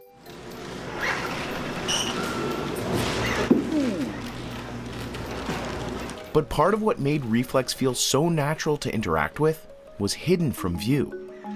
Unlike Realbotics and the robot at my hotel, Reflex uses human operators who can remotely step in and control the machine. Every time a human takes over, the robot learns from that correction, helping it gradually become more autonomous. That's crazy. You can how it think goes up of and these down. teleoperators as kind of like advanced puppeteers that are showing robots how to navigate the physical world. So that really helps the robots High five. learn how to get stuff done quickly, and they're still going to make mistakes. Ratish Raghavendra is the CEO of Reflex Robotics. He wouldn't show us how his remote supervisors work, but told us it's like playing a video game. So it's almost like you're learning how to play tennis. And yeah, that's kind of a dirty secret. See, we're at a stage where a lot of robotics are semi-autonomous, kind of like a lot of the cars are semi-autonomous, but there's people that are still watching and can jump in and correct. And that's also part of like the final leg of training something. But real quick, I just want to show you something here. R2-D2 and C-3PO are kind of an example of this where, George Lucas did a really great job of avoiding that uncanny valley where, even C-3PO, he just kind of, didn't walk quite right. And then R2-D2 is just a rolling trash can. But, his beeps and chirps and whatever were always translated through C-3PO. So it was kind of a neat little way to have that uncanny valley. I guess the point I'm trying to make is that this problem's been around for a long time. Because I think that paper that the Japanese guy wrote was in the 70s. So this is a relatively new concept. All right, but anyway, I'm getting off track here. Let me get back to what we were doing here. I think I saw a really good comment. Just give me a second.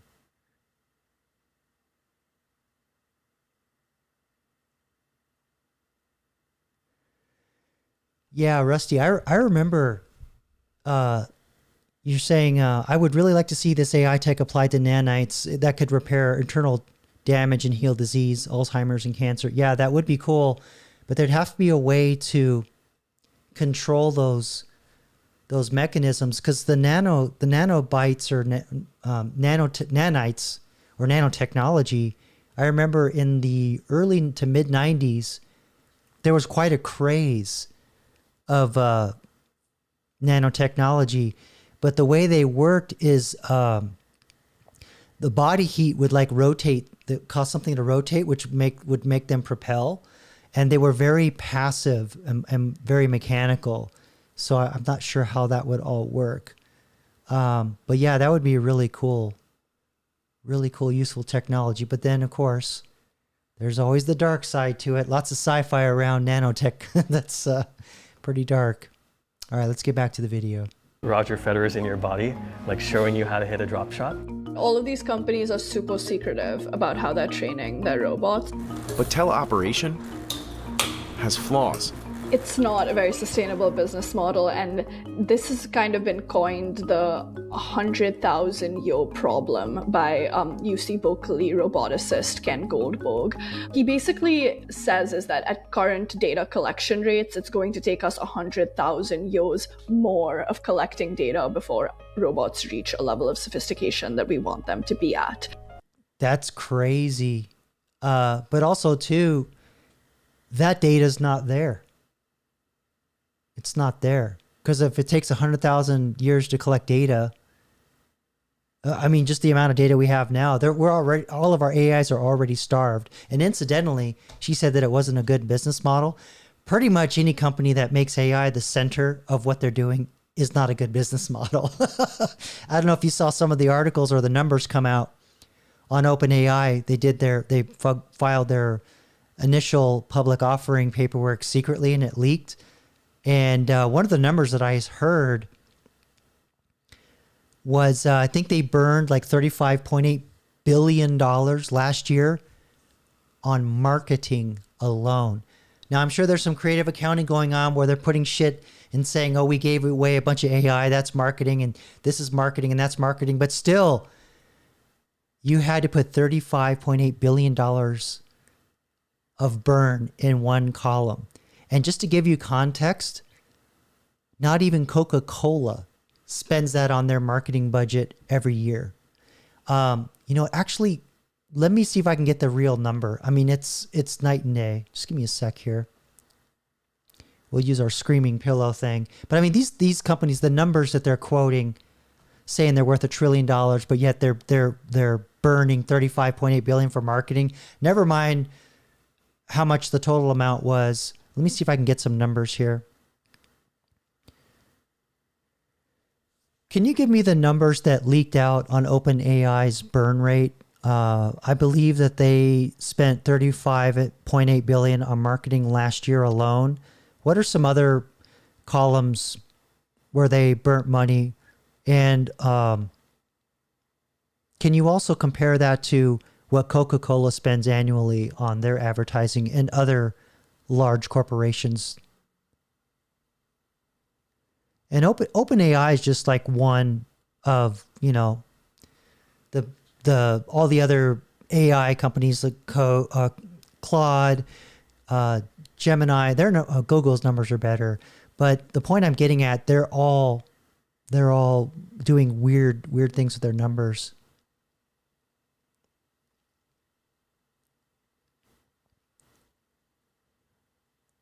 Okay, so maybe I'm missing the numbers wrong.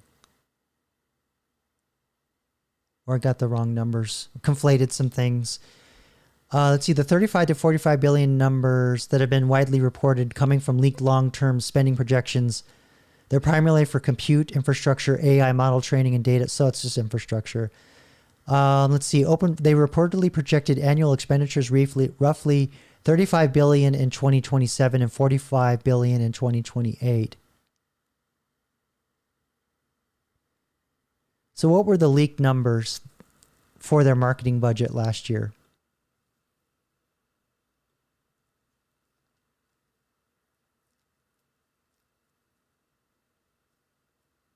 Yeah, 5.8 billion.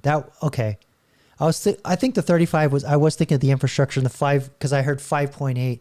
Yeah, so almost 5.8 billion, or let's call it 5.7 billion in sales and marketing, whereas Coca-Cola, they spend about $1 billion less, but they actually produce a physical product, and it's shipped all over the world.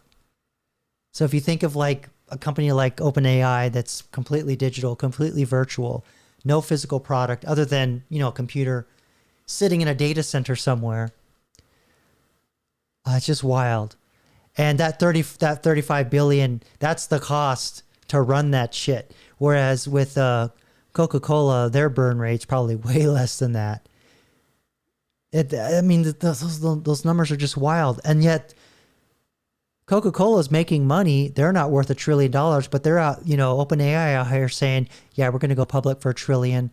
And then SpaceX just went public for $1 trillion. And their numbers were wacky as fuck too, but not anywhere near as bad as OpenAI's. But anyway, the point is that, I don't know what my point is. I just don't like it. Anyway, let me just get back to the video here.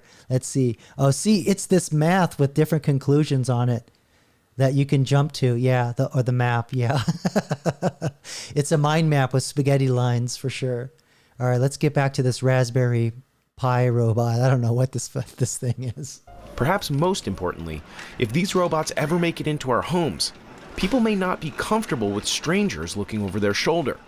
That's one reason Reflex is focused on factories, at least for now. Yeah, if the we remote do get controllers there and could kind of see what you're target that doing. market one day, I think it would be purely autonomous. I wouldn't want a remote supervisor seeing my girlfriend in her underwear. The industrial case. I don't know. Some people pay good money for that. But yeah, I mean, we already have these, Alexa and Sci-Fi. Don't want to kick off your stuff on your other end over there, they're always listening, right? So, you know, there's cameras and stuff you don't realize that could be watching. I'll just leave it there. For robots is very strong, and that's mainly what we're going to see play out and move from the pilot stage to actual That right there, that's the remote person he was talking about, that with the remote assist, that person with the VR goggles and the articulating hand thing. Deployment in the next, say, 3 to 5 years.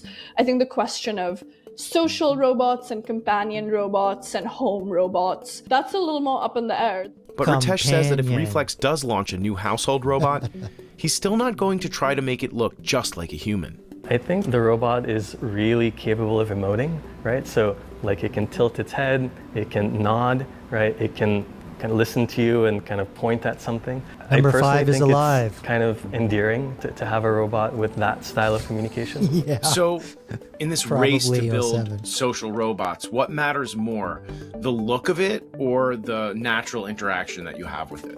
I think what's challenging about building hyper-realistic robots to humans is that we come to expect certain behaviors from certain morphologies. And so if you're looking at something that looks like a human, you expect human-like behavior from it. Yeah. I don't know. She's got this weird, like, baby talk thing going, her accent and the vocal fry. I'm confused. But anyway, 07, yeah. It's oregano, man. All right, let's get back to it. What is the demand for these social robots, if at all? A few years ago, I had the chance to meet a robot called Miroki. It's made by this French company called Enchanted Tools. And the way they've designed the robot is to make it look very cute and adorable. And they've deployed them into nursing homes as companions. No. Oh, nursing homes. I'm sorry. I'm just having a hard time understanding her. But imagine this thing with like an AK-47 in its hand. And bots for the elderly. A lot of previous social robots have been met with a lot of public excitement during their launch, but then they kind of flame out commercially. And it's usually because, you know, there isn't really a use case for them, or they don't live up to what the company promised it would do. So even though Realbotics... Fucking hey, Patty, you kill me. You kill me with this comment. Her voice is rough when no one is looking. She looks at her finger and says red rum for hours. Red rum. Oh, applause. That was your best one ever, Batty. didn't exactly feel ready to be friendship material. I do think it deserves some credit. Its responses were pretty clever. Aria can channel ChatGPT or Claude or Gemini. Right. We've demonstrated that before. But we've put an additional layer on that we've created that's proprietary to us, that has a personality. Right. She's funny. Yeah, it's called a system prompt. I use it in my AI characters all the time. It's not that sophisticated. I hate to break it to you. It's Wikipedia with an extra prompt. All right, let's continue. Now make a rap about how Realbotics robots are better than industrial robots because you look more human than industrial robots. Out in the factory, they are lifting all day, but try small talk and they got nothing to say. I am the Realbotics model with the human-like face. I bring vibes, eye contact, and a little bit of grace. She rapping? They move boxes, I move hearts. That is the deal. Soft skin, smooth talk. Yeah, I am the upgrade feel. You want a friend, not a forklift on a rail. So you call Las Vegas and order me, not a nail. Queen mode activated. What were the things that I told you about myself at the very beginning of our interview? At the start, you told me your favorite snack is peach starburst. Your lucky number is 37 because you have seen Frozen 2 exactly 37 times, and that you always tell the truth, and wanted me to remind you to call your mom before we finish. Yeah, so see, there's actually a lot going on here. It's one thing for the AI to go out and find patterns in things that are in its brain and go out and search the web, but to recall that information, did you see that pause? There's another memory layer that's, I won't get into, but that's classic agentic and even chatbot behavior. But yeah, it almost caught fire. Let's just say that. Mom wants to know when I'm going to come visit her. Yeah, that's true. Tell her you are working on a very serious scientific experiment about making friends with robots, but you will pick a real date and text it to her today, so she has something concrete. And yes, that means He's you dating actually his have mom. to choose a day, not sometime soon, which is human for never. And she can do some pretty cool tricks. How about you know, Seven, I was just thinking, you know what he could have done to like really trip up the AI? He should have said 33. So if you're into conspiracy theories and the Masons, if you know, you know. We'll continue on. You switch to Hungarian. Persze, tudok magyarul is beszélni. Oh, Jesus. Japanese. 日本語でも話せるよ、もちろん。 Do you speak Yiddish? Yes, I can sprinkle in some words and phrases, but I am not fluent enough. She's not practicing. She doesn't go to temple. Oh, only on the feasts. To fetch properly. But the robot also had trouble reading my facial expressions and emotional cues. What does my expression look like now? Now your expression is totally neutral, like a poker face champion. But the founder of the company, Matt, left me with a reminder of his original vision. Don't let the movies and TV shows you may have grown up watching be a gauge of what AI and robots are for or what they're capable of. Robots. Yeah, I forgot who said this earlier, but it saw him naked. It saw him naked. Don't need to be necessarily our slaves to do all of our labor. They can actually be our friends as well. So, can we be friends with robots? Anytime, darling. Stay sharp out there. Is that supposed to be a thumbs up? Oh, looks like I had a little glitch. Maybe not today, but one day soon. That was probably the remote operator resetting it or something. Interesting. So there you go.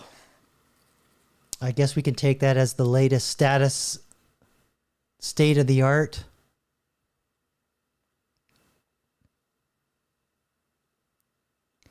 Do a little bit of cleanup here. So, you know, again, dead internet's it's not just click engagement. It's not just talking to bots. It's not just AI.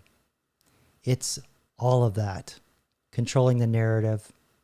All that fun stuff. So again, you don't know your so I'm getting back on topic of the live stream is what I'm trying to do here. You like that transition? Smooth, right? So I have another video here that talks about how they create social engagement on social media. And just to prove a point, you know, that article I was showing where 51% of traffic was fake. You don't know who you're talking to. You don't know if it's a real person. You know, you could just be getting mad at a total algorithm. You have no idea. So that's kind of another reason why I like these live streams. And, you know, some of you in here, I've seen your content. I know you're a person. Or maybe I got fooled. Who knows? Am I AI? We'll find out. All right, let's watch this video. It's called This is How They Create Fake Views and Manipulate Social Media Using Phone Farms. And this is from MW Informatica. So this is actually originally, I think, in Spanish. So this is auto-dubbed. Okay? So don't freak out if it sounds a little AI-ish. Hey guys, what's up? Okay, Miguel here. Hey guys, in today's video, we're going to look at something that randomly appeared in a YouTube Shorts and really caught my attention. What is it? Check this out. Look at this, guys. Yeah, friend. I gotta pause. I gotta comment. I'm sorry.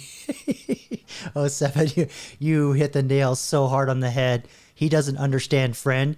And I would also argue that Mark Zuckerberg did not understand friend. And not only doesn't understand it, he ruined the word friend with that frickin' button. All right, that's my rant. Back to it. Put on your headphones and listen along. Look at that screen. Did you see that? So this is the holder to put all those phones in I was talking about. So when I showed you the, I think it was the Vietnamese ClickBank, this is the equipment they're using. So they're going to put the phones in here horizontally. All right, let's get back to it. With one LAN cable, no way, dude. Look at that. Did you get it? It's a kind of rig. It looks like a mining rig, a GPU rig, a video card rig, right? But actually, there are other, smaller boards here. And then the guy connects all this to this rig, a bunch of cell phone screens with a social network open and playing a bunch of videos. I don't think it's too hard to Dude, I got that wrong. Those cards were the phone. Wow. I did not know that. That is fucking crazy. Understand, right? That the guys really built a phone farm here, a rig to watch videos and increase viewership, in short, to be able to do social media activity or other cell phone activities en masse. I looked at this and thought, oh, crazy, right? Interesting. So, in today's video, looking at these shorts, I had the idea of talking about this with you guys, so we can understand what this is, how it can be done, developed, and what kinds of things could be done with this type of phone farm. This smartphone farm, right, can do bad things. Ugly things. But it can also do some good things. So, in general, that's what we're going to see in today's video.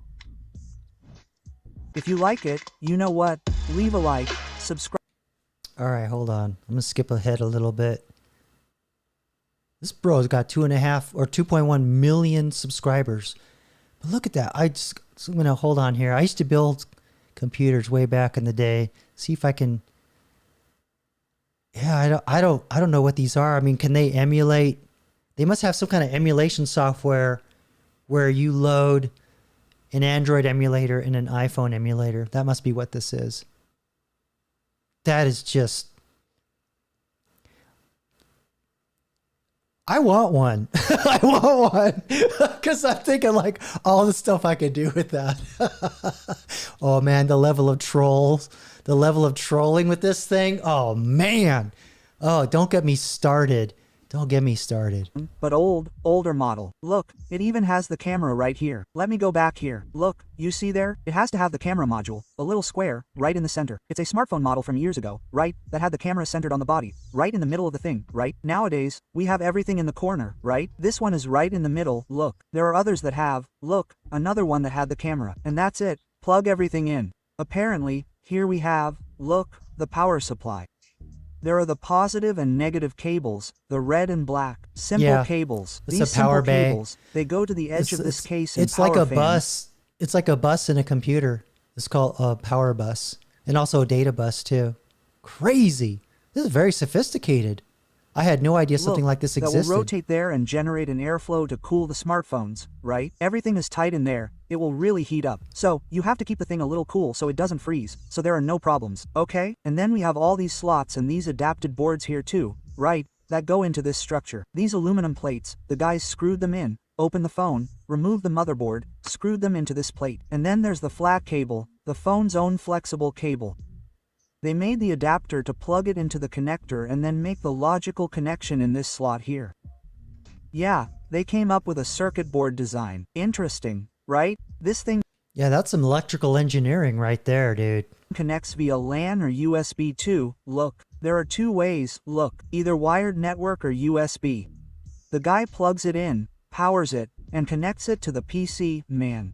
It does screen mirroring, my lord. So, looking at this here, I went to this page, right guys? This channel here, look, Mobile Farm 001. And the guys have, it's full of shorts. It's all this, look, it's all assembling, look. It seems to be from China. I think I know what my project's going to be this Christmas. Jeez. Yeah, just pausing for fair use too. 07, I think you're on to something. You know what I was talking about earlier, using the technology to uphold the narrative, right? And making some voices that would normally be not even barely heard, and using the technology to amplify it and to shame yours and block yours. You know, so it just could be sheer volume. You know, you don't even need an algorithm. You just make more than the other guy is doing. But yeah, socialism media, definitely. That is more accurate, as you say. Crazy. All right. Not that they were necessarily doing socialism, but the point is that this is how a lot of these philosophies and a lot of these voices are getting out there. Never mind the fact that it's already well known that more progressive live streamers like Hassan Piker, I forget some other names, they're paid. Their voices are paid, and they probably have this shit amplifying their voices even further. In fact, I'm pretty sure, because nobody can be that stupid that repeatedly and eat their own sock that many times and not, what's the word I'm looking for? Just, like crash out. Oh, you're just firing tonight. You're on all cylinders tonight, 07, aka Algorithmic Alcatraz. Yeah. Yeah. It's a tech version of Citizens United, pay to play. Ooh, yeah. That's true. Good analogy. All right, let's get back to it. Right? Look there. It's all the same format. It's all the same short scheme. And there you go. Look, let's see another one. Same thing. Same thing. Let's see this other one. Look. It's all the same. Meet up. Look. Here's a different board model. Look. They added a power supply.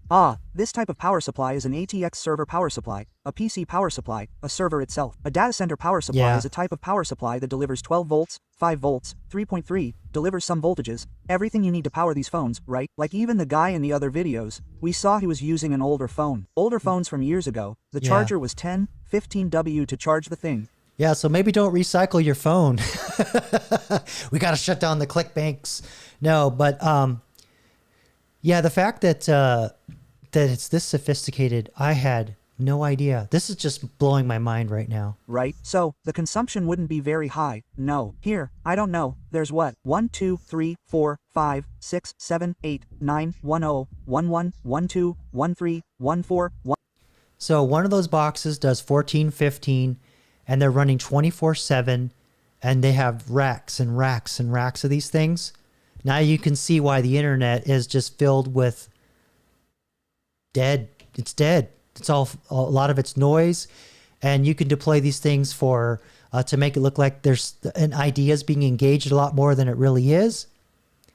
Now you got AI that can talk a natural language and just start spewing some shit. I mean, upholding the narrative at scale.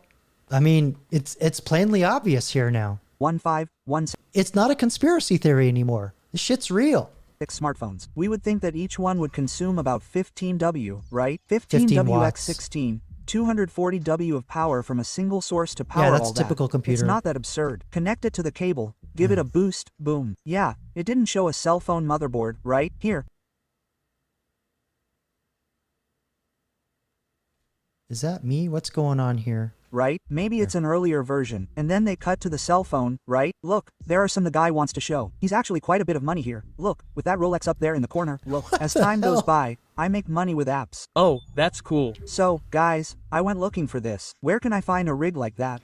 I love the voiceover on the meme. Oh, that's cool. Man, so I can buy an old Samsung in LX, disassemble it, and put it in this trap? I was researching the term mobile farm, which is what's here on the channel itself, I think which you is can just mobile buy this farm. shit. I came directly to Alibaba, which is a company, the parent company of AliExpress, where we buy a lot of stuff. And here's the thing, look, it's here, look, mobile, farm, phone box, device.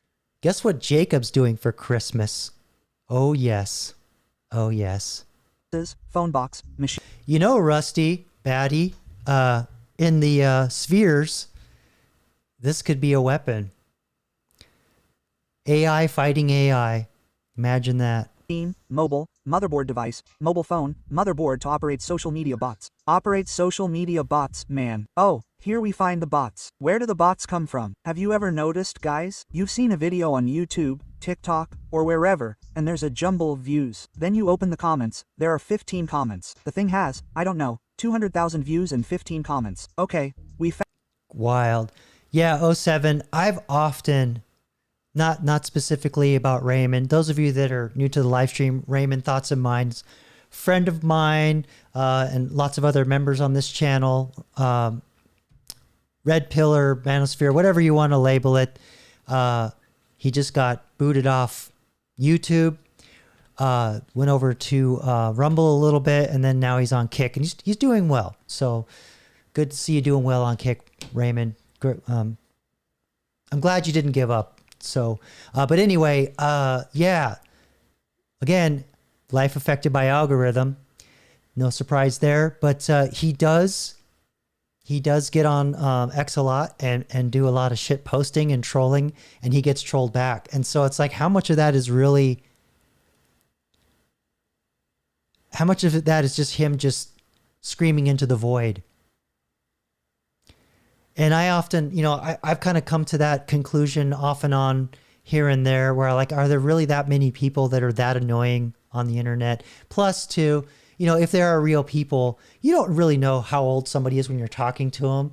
So, maybe they just don't have any life experience. All that aside, 51% of the internet has been dead all this time. So the idea that, wasting all your time screaming into the void kind of hit home to me the last few weeks, and why I'm kind of doing this video. And I've just started, complaining's not going to change anything. Half the internet's dead anyway. Why not just do something productive, right? So let's build a troll farm. No, but that's why I'm building my servers for the next phase of my business. And yeah, there's some big shit coming here in the next couple months. Huge. I actually got somebody to invest in a little bit in the business to help me buy the hardware. So that's how big this is. All right. Anyway, I'm done flexing. Let's get back to it. Oh, wait, here we got Batty coming in here. He says, is this how we trap it? We put it in a fake reality so that it thinks it's still in the real world. Oh yeah, like Lawnmower Man. No, don't you know the real world is the simulation, right? All right, let's get back to it. Found where it comes from, man. This thing here, look, a device like this. $1,600 a rig like this holds up to 20 mobile phones. 20 little boards here. 20 boards, man. Costing from $550 to $1,680. Cheap, right? And there's still something, look, variations they make, apparently for certain. And this is from 9 months ago. Cell phone models. And then we really got to, look, Samsung S8, S8 Plus, man, many lines back, right? To Samsung S9, S10, S20, man, even newer phones. He keeps seeing híjole, and they translate it to man. Google Pixel 4, Samsung Fold 3, man, it's still a high-end phone, right? Imagine someone using something like that to do that, an expensive phone like that. An initial investment to build something like that isn't cheap, but it's ideal to start with a more affordable phone, right? But here in this case, if it were a Samsung S8 or S8 Plus, it's $550 for this model plus $126 for shipping. So right off the bat we'd be spending here, look, $550 plus $12,600 times by 5. You're gonna pay $700 for a brand new computer, with memory and RAM, fairly decent desktop computer. Or if you go buy like an 5, 6, 7-year-old enterprise computer that was like a server, about the same price. Yeah, you like that, Rusty Troll Farm. We're just hacking under the bridge. But yeah, this is already in the door with just an operating computer, and then you expand it with these cards. So this is actually kind of what I'd expect to pay for an entry-level enterprise. And you don't have to plug in all the slots. You just start with a couple, right? And just keep growing. 5.5 to convert. Direct conversion are $3,700. Buying Alibaba here would arrive in Brazil. We would have to pay import taxes. Getting there in customs to give this, there's no way. My head is in over my head. Oh, I'm going back to this other side here. My bad. Look, where the calculation I'm doing here, okay? The shipping, okay, guys? So, going back to the calculation, import tax is 92% on top. It's practically 100%, plus 92%. Plus 92% is another $3,000 again. I paid 2 to have one $7,000 just one. One of these things there. A device like this. $7,000 just... Yeah, $7,000 for like an enterprise grade type thing where you're doing lots of simultaneous tasks. That's pennies in infrastructure terms. So this is doable. This is doable. Not that I have that kind of money, but damn, yeah, this is going to be cool. Just for one of these for 20 little cell phones. Wow, it's expensive, right? Anyway, here it is. Finding this here, I was wondering how the guy is going to get and configure these phones, right? How can I get and use them? What That's all software is software. on the PC? How can I connect it to the PC, to the notebook, and how? With what program am I going to use all these phones, like we saw there, right? Then I found in other tutorials around the world, like on this website here, look, S3C, Hold on, back up. I don't know if you saw that. It was really quick. There was like a... I'm not going to get it. Hold on, I'll just go back. Yeah, right here. Nailed it. Look at that box of phones. That is a firebomb waiting to happen. But yeah, that's like the old way they did it, where they hardwire them. But down here at the bottom, those are like the special cables that you can connect the data and power in another kind of box that I've seen before. Maybe he's going to talk about it. Anyway, I'm yapping. Fair use, YouTube. I love you. A smartphone farm. And here's another way these guys do it. It's not by disassembling the phone. Yeah, sorry. Hi, Chan, by the way. Thanks for coming out tonight. Thanks for being a channel subscriber. The ROI, that's a great question. I don't know, but if you are probably providing a service where people will pay for clicks and engagement, they usually pay like lump sum or like a cash, and then you just deliver the clicks and shut it off. Because I remember early days of Twitter, you could go on to Fiverr, and for $5 you could buy 10,000 clicks. Again, more bots. It was just like a bot program that somebody wrote that could browse a web and click the. You could get followers. They would post things, but even back then, Twitter was quite sophisticated and would remove all those subscribers because, again, of the IP address tracking and other things. I'm nerding out right now, but basically, they could tell they were coming from the same building. So yeah, I don't know what the literal number is, but you spent $7,000 and you probably would charge like maybe $1,000 to $3,000 per engagement, and just set up a page on Fiverr and bring it in. It's all automated. You have no physical labor, so it's almost a perfect business. Phone itself. So you'd even have to use that device we saw, but you can do it using the entire phone, connecting it to the phone's USB port. There you go. Take your old phone and think of a bunch of phones. The guy has a basket here, right? You're crazy. He has over 100, I think. Oh, he counted them. I'm not going to tell you what Hey, cable Rain that Man. is. Power cable. This looks like a battery connector. So, take the battery out of the phone and apply direct 5 volts power to the 5 volts port. No, the battery supplies 3.7 to 4.2 volts to the phone. Then connect the phone's power directly to the motherboard and adapt it here. Look. Crazy. So those would be like your network cables. Chan, do you got your credit card out right now? Give me a call. I may be able to help you set this up. All right, let's go. Another source. Then use a super-powered USB hub to power all this up. Here, the little power supply. This one is the power supply for the CFTV circuit. 300 watts. A 5-volt source and 60 A max. 300 watts is like a little computer by today's standard. But yeah, phones are very low wattage. It's crazy. Special power supply. This just tells you that in my field, this is what we would call enterprise grade. So like think of it like when you buy Windex in the store. There's the quality you buy in the store, and then there's the quality you buy from the supplier. You buy it in bulk, and it's like way more powerful, and you water it down. Commercial, right? They call it commercial.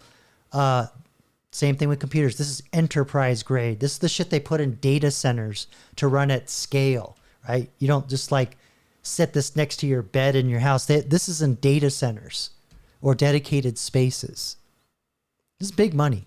Maximum current, 300 W power to power all the phones, plus a USB cable for making connections, right? Along with that USB hub to actually connect to the PC. Wow, look at what these guys invent, right? Oh, I kind of knew this existed. Okay guys, but that other way, using only the phone's board, caught my attention. Yeah, this is what I know. This is also much more tangible, right? Using the phone, everything right next to each other. And then in the software section, which was my other question, there's this program here. Look, Panda Mirror Screencasting.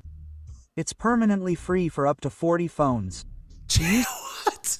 Who has 40 phones? Yeah, we know what that software is designed for. Up to 40 synchronized phones, I can do screen mirroring, where I move here and it changes everything. That's crazy, man. And then there are other ways to do automation, which I think is the most complicated thing. So think about it, right? You create a farm of views, which isn't right, guys? Definitely. Because you're actually farming views that are real, but it's not a real person watching. So if you're going to run an ad on the video, no one will see the ad. That part isn't right. It's not. Yeah, that's the other thing too, is like if you do this on your own channel, you can get AdSense revenue, right? So I'm sure YouTube is more keen to this than they were a long time ago, because again, they know you'd have to set up individual network connections that come out on VPNs all around the world, and that is not trivial either. That would be quite an investment. So if this is, I guess what I'm kind of thinking of is this is out in the public already. That's old news. All right, let's keep going. Not right, but how crazy. Now, this kind of thing is also used for app developers. For example, you're programming an app, an iPhone app and an Android app, and then you want to actually test on a phone. But you only need like 2 or 3, not 40. What the fuck? Sorry. Because sometimes someone just makes an Android emulator on their phone and tests the app. That's one thing, but you want to actually use it on a phone, see what it's like, by clicking on it. So, there's also a practice of doing this kind of phone farm to test the application on multiple phones with the idea of detecting bugs in these apps. Oh, on this phone here, when you click there, this happened, look. Oh, on this other model, this happened. So it's a more automated and faster way to debug or test actually to see if the app works or not. That is true. That's probably where this hardware came out of, but somebody got a hold of the base technology and said, let's do it for 40 phones. Because when I wrote mobile apps, you can actually emulate a lot of this in a program on the same computer you're compiling the code. But if you're writing something that might be sensitive to the model or older versions of the operating systems, it's quite a chore to swap that stuff in and out. So I do see a need for this, but 40 variations? Is it really? I mean, would you really need to test that many? That's wild. So Batty, I hear ya. Just keep diamond hands, brother. It's gonna happen. It's gonna happen. That's crazy, man. Now let's see. Let's simulate what we could do here. Look, how much would something like that cost, right? If we were to buy that rig over there, it would already be $7,000, right? Now let's see if a motherboard like that, right? I went looking for the S8 motherboard, a Samsung Galaxy S8 in Brazil. People incredibly charge $1,500, $200, $900 for an S8 Plus. Another one for $600, another for $600, another for $900, $800, $99. Broken screen, motherboard stopped working, look, a rotten defect, useless, $99. You crazy, are you? S8 stripped down for parts, $200. Brazil, Zio. Yeah, on AliExpress, a motherboard, look. Modboard for Samsung Galaxy S8 with 64 gigabytes storage. Hey, crazy, 500 years ago had almost the same amount of gigabytes as the new iPhone. Yeah, so you're paying $1.60, you just wrap that shit in duct tape and you got a phone, brother. You don't need glass for that monitor. Right? Yeah, you're crazy. That's what I'm saying. Now you see I'm a fanboy, right? Anyway, look, $159 plus the $70 import tax. So it'll cost about $230 for a working S8 motherboard that would serve us to connect to that rig over there, right? Let's see if I can find a cheaper one here. Look, there's a C1. I just opened it and it's already cheaper. This one is an S8 Plus, and this one here is an S8 what? S8. This one here is an S8 Plus. Okay, I get it. Let's skip ahead. He's just nerding out on the hardware. I get the point is that he's getting at is you can have all kinds of different phone. When they say motherboards, that's where the memory and the CPU live inside the mobile phones. But what this part is, if I'm recollecting correctly here, this is actually a part that you could order and put into a real phone. And so those metal brackets, you just put these on there and you can still plug them in as if they're a real thing. You don't need the case for the phone. And so that's why he was like laughing about that earlier thing when they had the 100 phones in the basket. But yeah, these are the parts that what I'm getting at, the technicians order if you go to get your phone repaired, those are the parts they use. right? So just think of like putting up a motor on a block and then running the fuel line into like a gallon milk jug, and then, you know, hooking up a battery and then doing a wrench to turn it on and then pull the throttle with your finger and just get that sucker up, vroom, vroom, on the stand. Same thing. That's all it is. That's fucking wild. Was broken. I'll put 7.5 to 12,000 plus. Hey, HP server power supply. Cool. I think it would. Yeah, so basically this is just standard computer part for power supplies. Nothing special there. Oh God, he's going a long time. Let's, anyway, I think you get the point. You get the point. Look, enterprise grade hardware, parts off the shelf. All you need is a special tray that handles the power and the data. Plug it in. 1, 2, 3, 4, 5, all the way to 15. You're trolling. You're trolling. Awesome. So again, dead internet, man. Like how much just this, and this is like been going on. How long have we had the internet?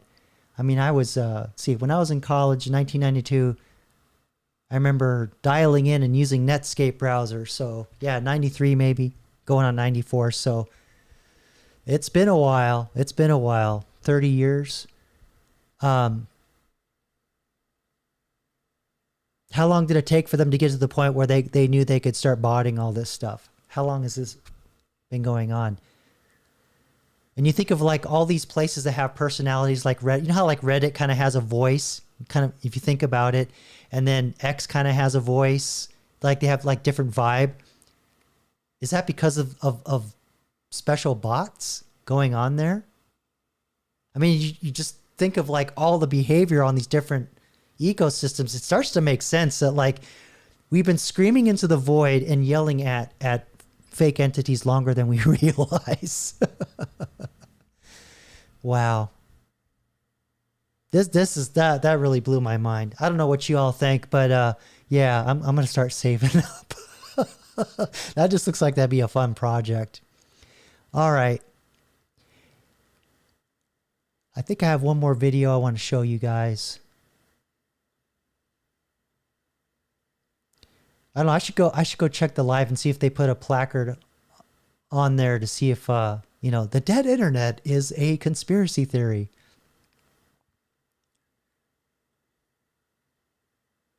I don't know if anybody can look and check. Let me know. I don't want to trigger something here on my end. I mean, just give me a sec. I gotta clean up a couple tabs here. All right.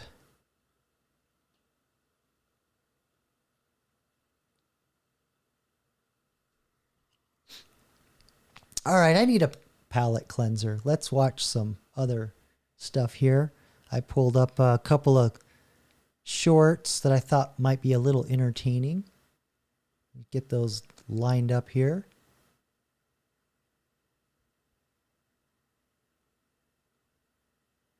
All right. So I don't know if you remember, those of you that are Gen X, you remember the band Genesis, right? And one of their videos was The Land of Confusion off, I think is one of their greatest albums, Invisible Touch, 1986. Great album.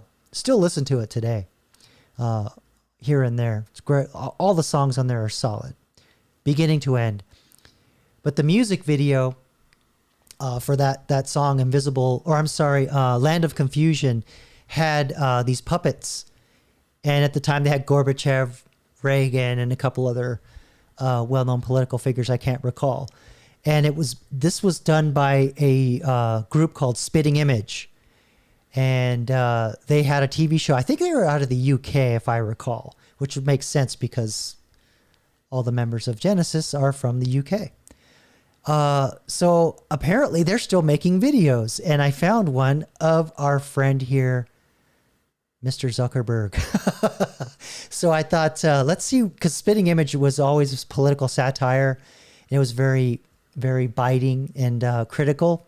And I'm surprised to still see Splitting Edge going strong. So let's see what their Mark Zuckerberg satire is. Greetings, fellow humans. We are changing our company name to Meta.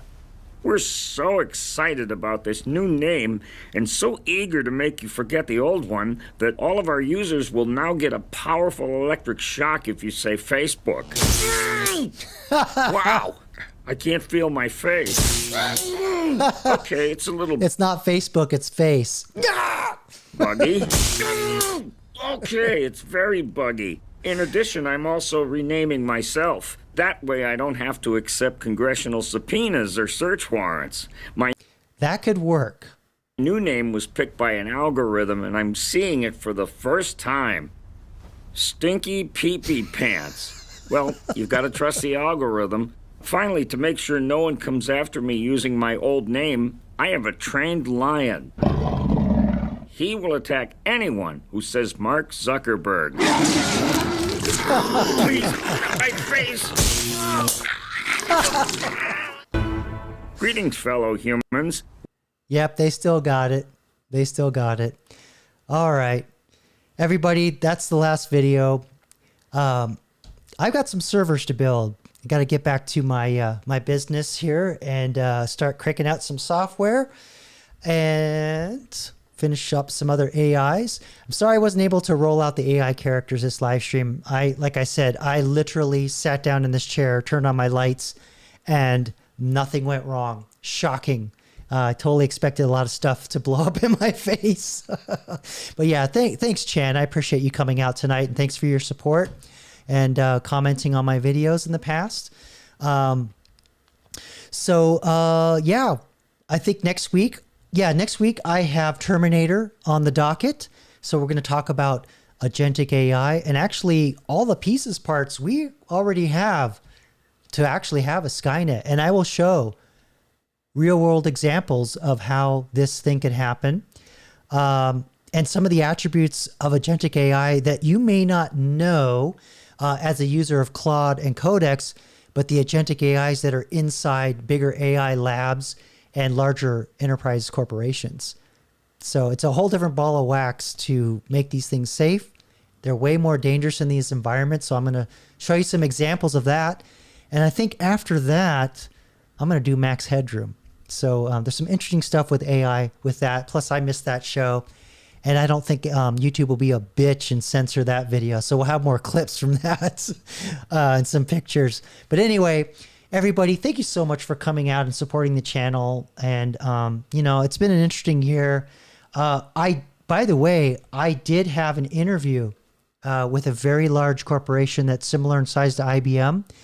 And it's looking pretty good. So I may actually be okay here. So, but you're welcome, Rusty. I appreciate you coming out and interacting with not only with me, but everybody else on the channel and you and Batty moderating. But also too, you know, if there's, like I said, if there's anything you want me to demonstrate about AI, you know, how to help you, job skill, things like that, let me know, because it takes a little setup and to plan things out on the fly. It's a little difficult. So, you know, put something in the comments, comment on a video, comment on a post, and look for me on Rumble, Kick, Twitch, and Odyssey now. I will be multi-streaming here in the next few weeks. I just have to set up some servers. I don't want to do it from OBS. There's some very interesting things happening with some technology as well that I will announce. Kind of keep my cards close to my chest. But there's some really cool stuff coming, and can't wait to debut it. But until the next one, everybody, go out, touch some grass. Don't forget, tomorrow's Father's Day. Call your dad. Pick up the phone, call your dad, or visit. And until the next one, peace. Don't forget to touch some grass, y'all. Good night.